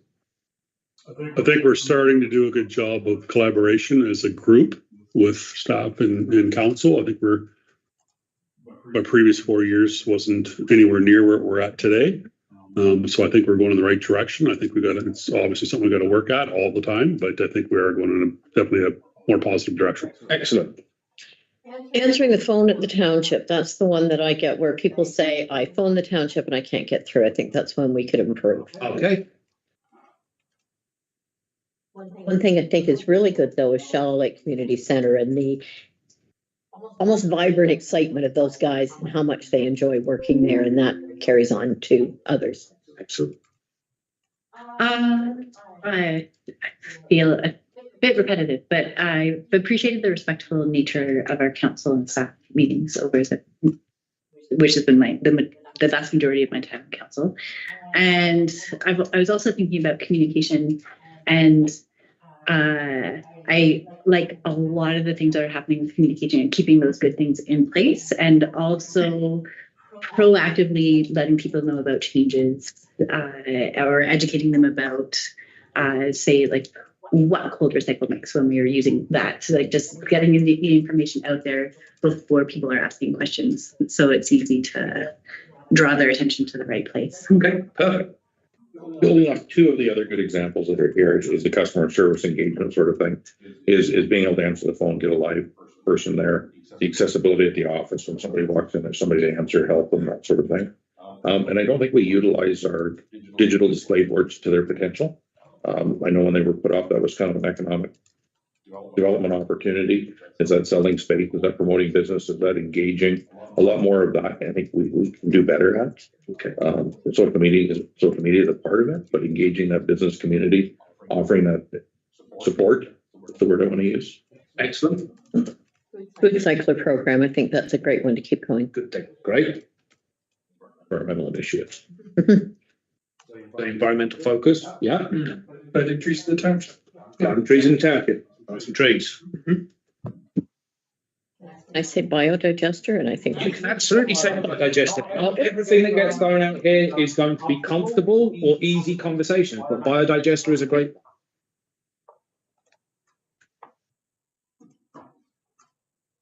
Sounds better when you say environmental initiative. From a communications standpoint, the weeks that on social media there's a summary of the agenda on social media, I really like those weeks. And just say, here is the headlines of what we're talking about, instead of having someone have to go through the entire agenda. And I've heard good comments from residents about that. They really like seeing that. So there's somebody sitting listening right now who's going to be stepping down here for lunch, and you can say thank you for those ones. That's an initiative entirely driven. Yeah, I completely agree. Those are great. Nice quick summary. Use 12 slides, not a whole. So can we streamline the planning process?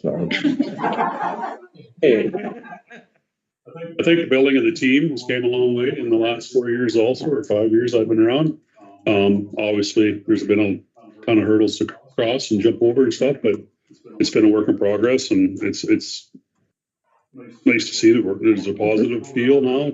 Probably 98% of it or whatever, so it's a lot better than what it was, and it's nice to, if we don't have a happy team working with us, then it's long days for everybody, right? So they generally move on, we start over, and hopefully those days are behind us.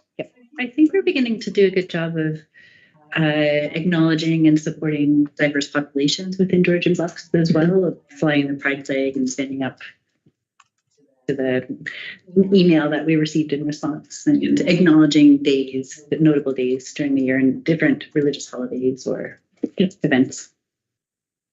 I will also say that I think we're doing a good job of community events. I've said this before, but the Shallow Lake, the drive-in night was an awesome thing. We should do that again. For sure. Yeah, that was great. Community events, something like that. That's something we should. So let's go a little further on some of the community programming. Again, I've got the hints of knowing what some of you have shared with me in advance. So recreation was a bit of a theme that came through. So are there things from a recreation perspective that we should keep doing? Are there things that we should look at adding? Are there things we're not doing that we should be looking at from a recreational perspective? A lot of water. We do have a lot of water. I don't know that we've ever done any education around water safety or how to, as a private landowner, protect the quality of that water. One of the things, Alan, and don't know all the details, but to make the statement that we seem to rely on other groups to offer recreational activities, and we don't spearhead that and lead them ourselves, is something that I think we need to take some focus on and start to develop that healthy community and offer that. Yeah. Instead of taking the back seat of letting somebody else spearhead it and watch them do it. That's definitely something that we don't do here. We don't do a great deal of actually putting on the activities. The best we've got is some tables for somebody else to come and play cards on and getting some pickleball nets and putting the nets up and the boat launch out. But there's more we could do in terms of leading those sorts of things. Some other municipalities do anyway. And that's kind of my second point, which overlaps that in other areas that we're going to talk about, is more of that perception that we're more business minded than we are government minded as far as fiscal. Right? In the private sector, you need to justify, and this makes sense, so we do this. And I think a little bit more focus with that in our presentation, our perception, would go a long ways as well, right? We've got X, we should utilize X. Is that a community center? Is that the municipal office? Is that a hall? Is that our boat launches?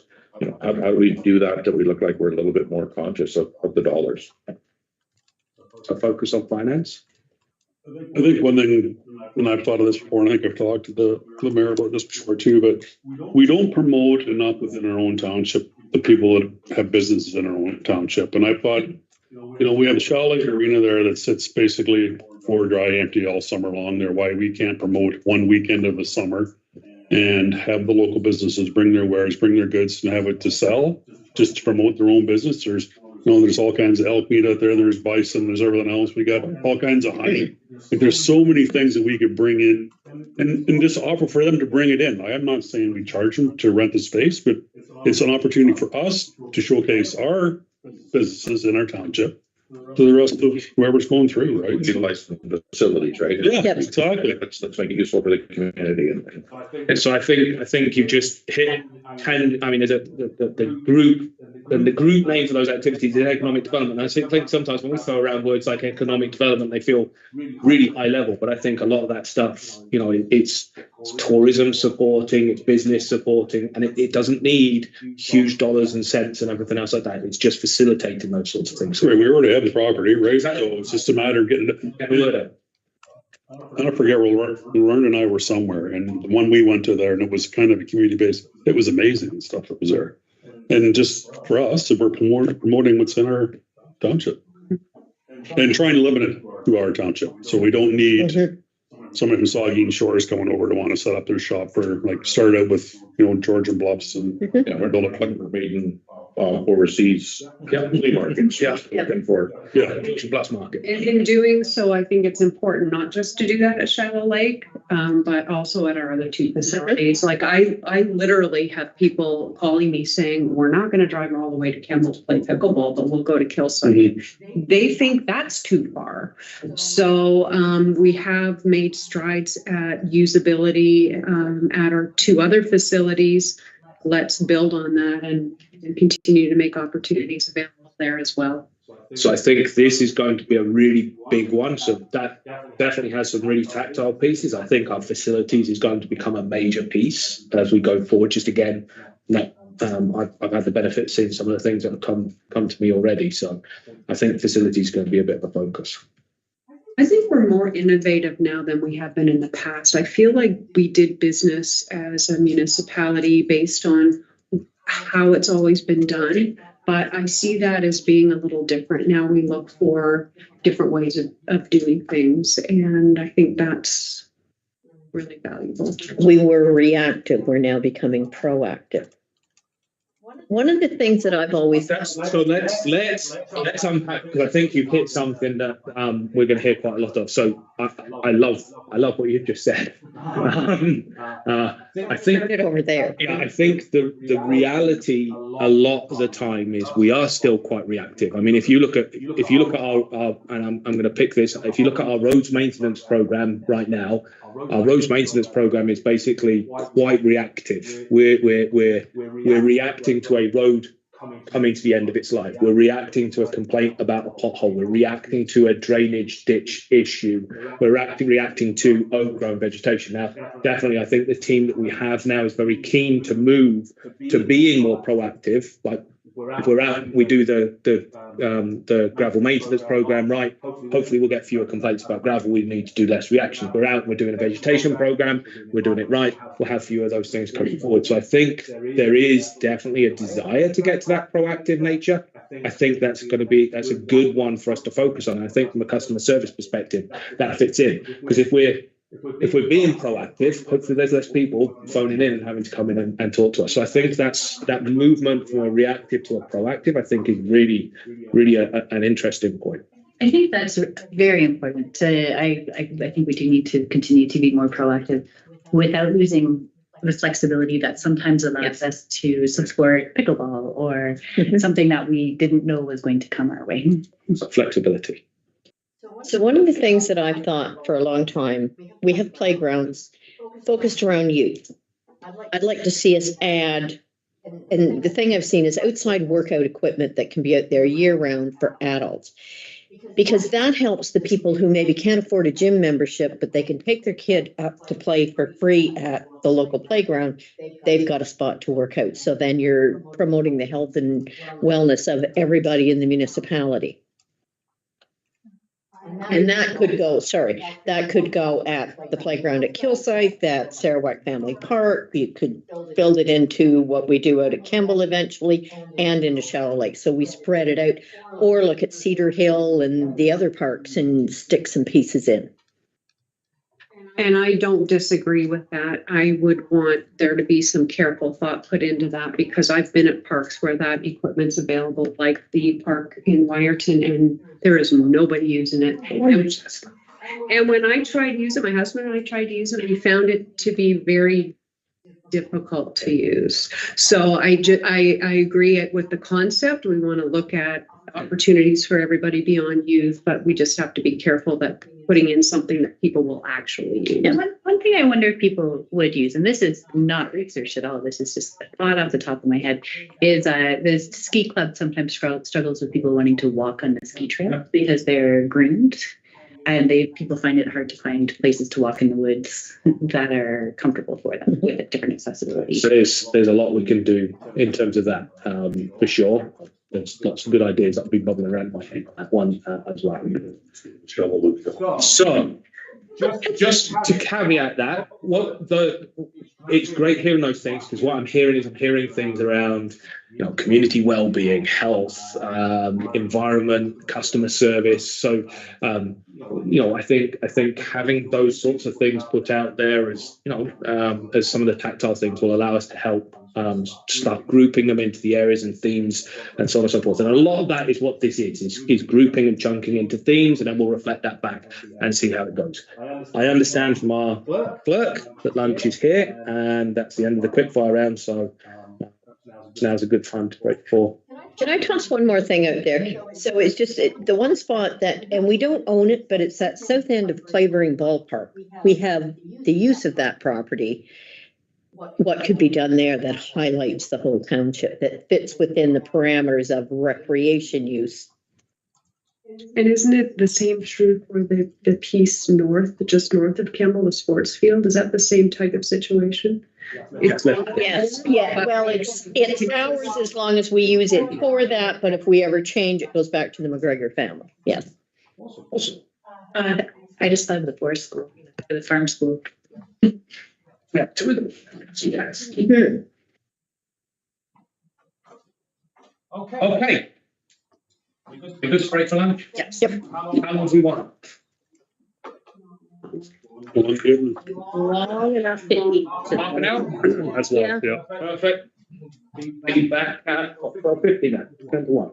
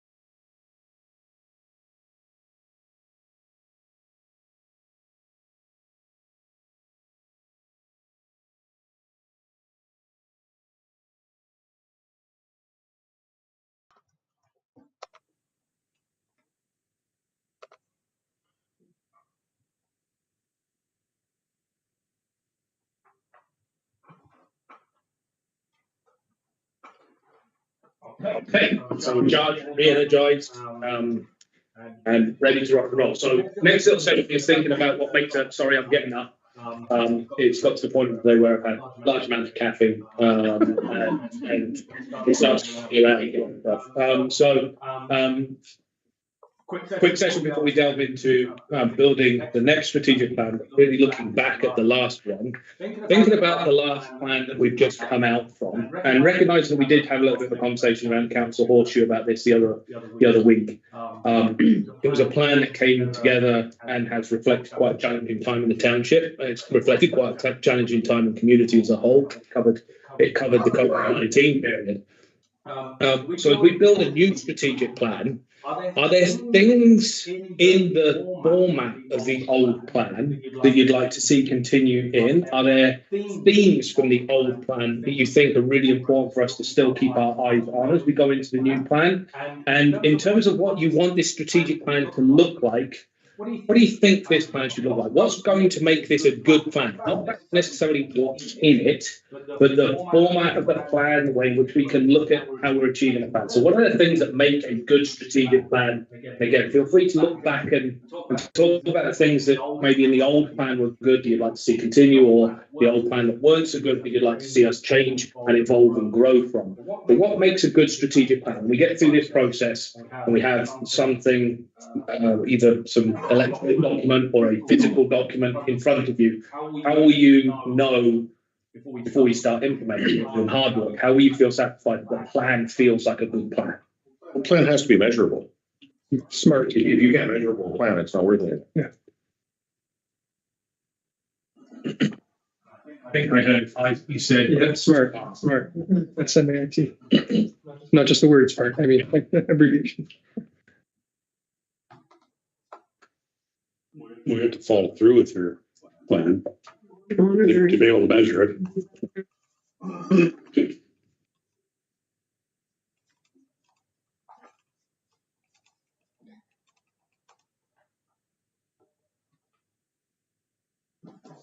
Specific. Yeah. Can I also throw a word in there for me? Specific yet flexible.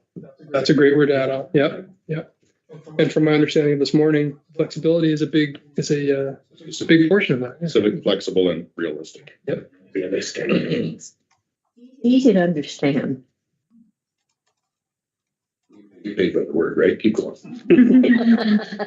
But I think that's a really important point, because this is the tool for our entire community, and it can't be written at a really high level. It needs to be readable and understand. Give me a length. Is this something which we can feel in our hands, or is this something which is fairly lightweight, thin, short? I think the one we have isn't that long. No, I know it's almost too short. You need something a little bit more detailed than the one we have. Yeah.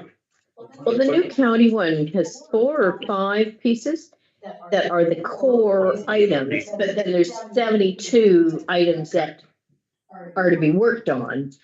So you can add the length there, but layers. Yeah.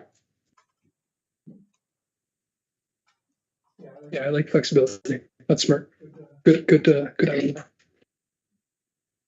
I like that we've said specific, and that's good for objectives. That your objectives need to be specific and smart, but your goals are not. Your goals and your values and your overarching philosophies are not smart, but they are the basis upon which you build your objectives. So I like starting with those common values and common themes, and then moving through to the objectives, which are smart, specific.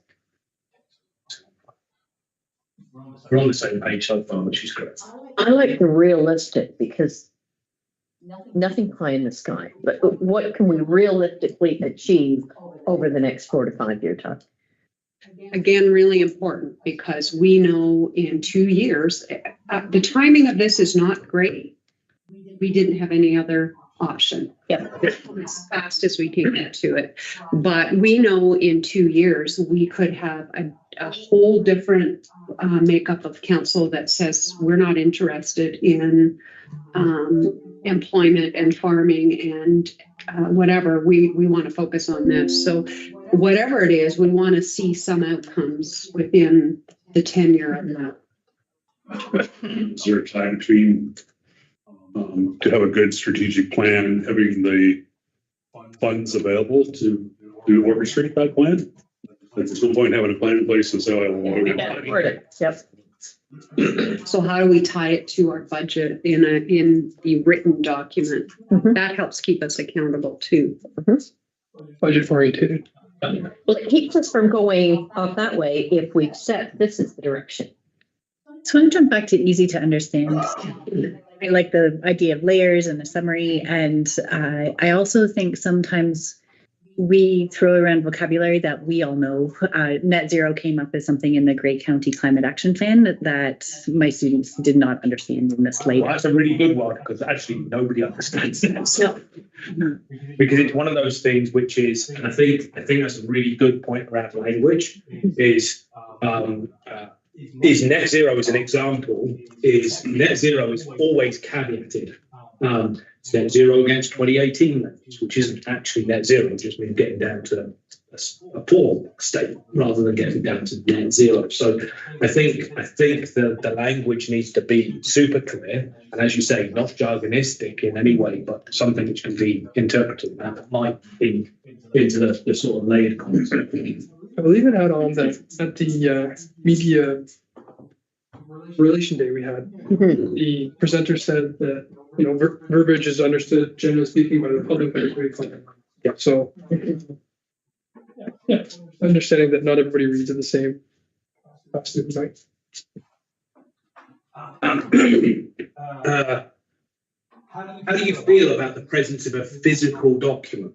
If this didn't exist as something that could be printed out and was tangible in some way, if this purely lived as a digital document, existed on a website so that, instead of being read from cover to cover, somebody could explore perhaps and go down layers through the website rather than something that's physical.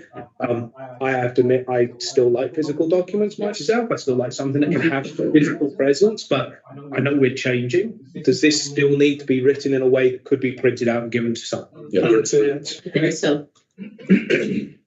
There's a better chance somebody that's not computer savvy will sit down after supper and go through a brochure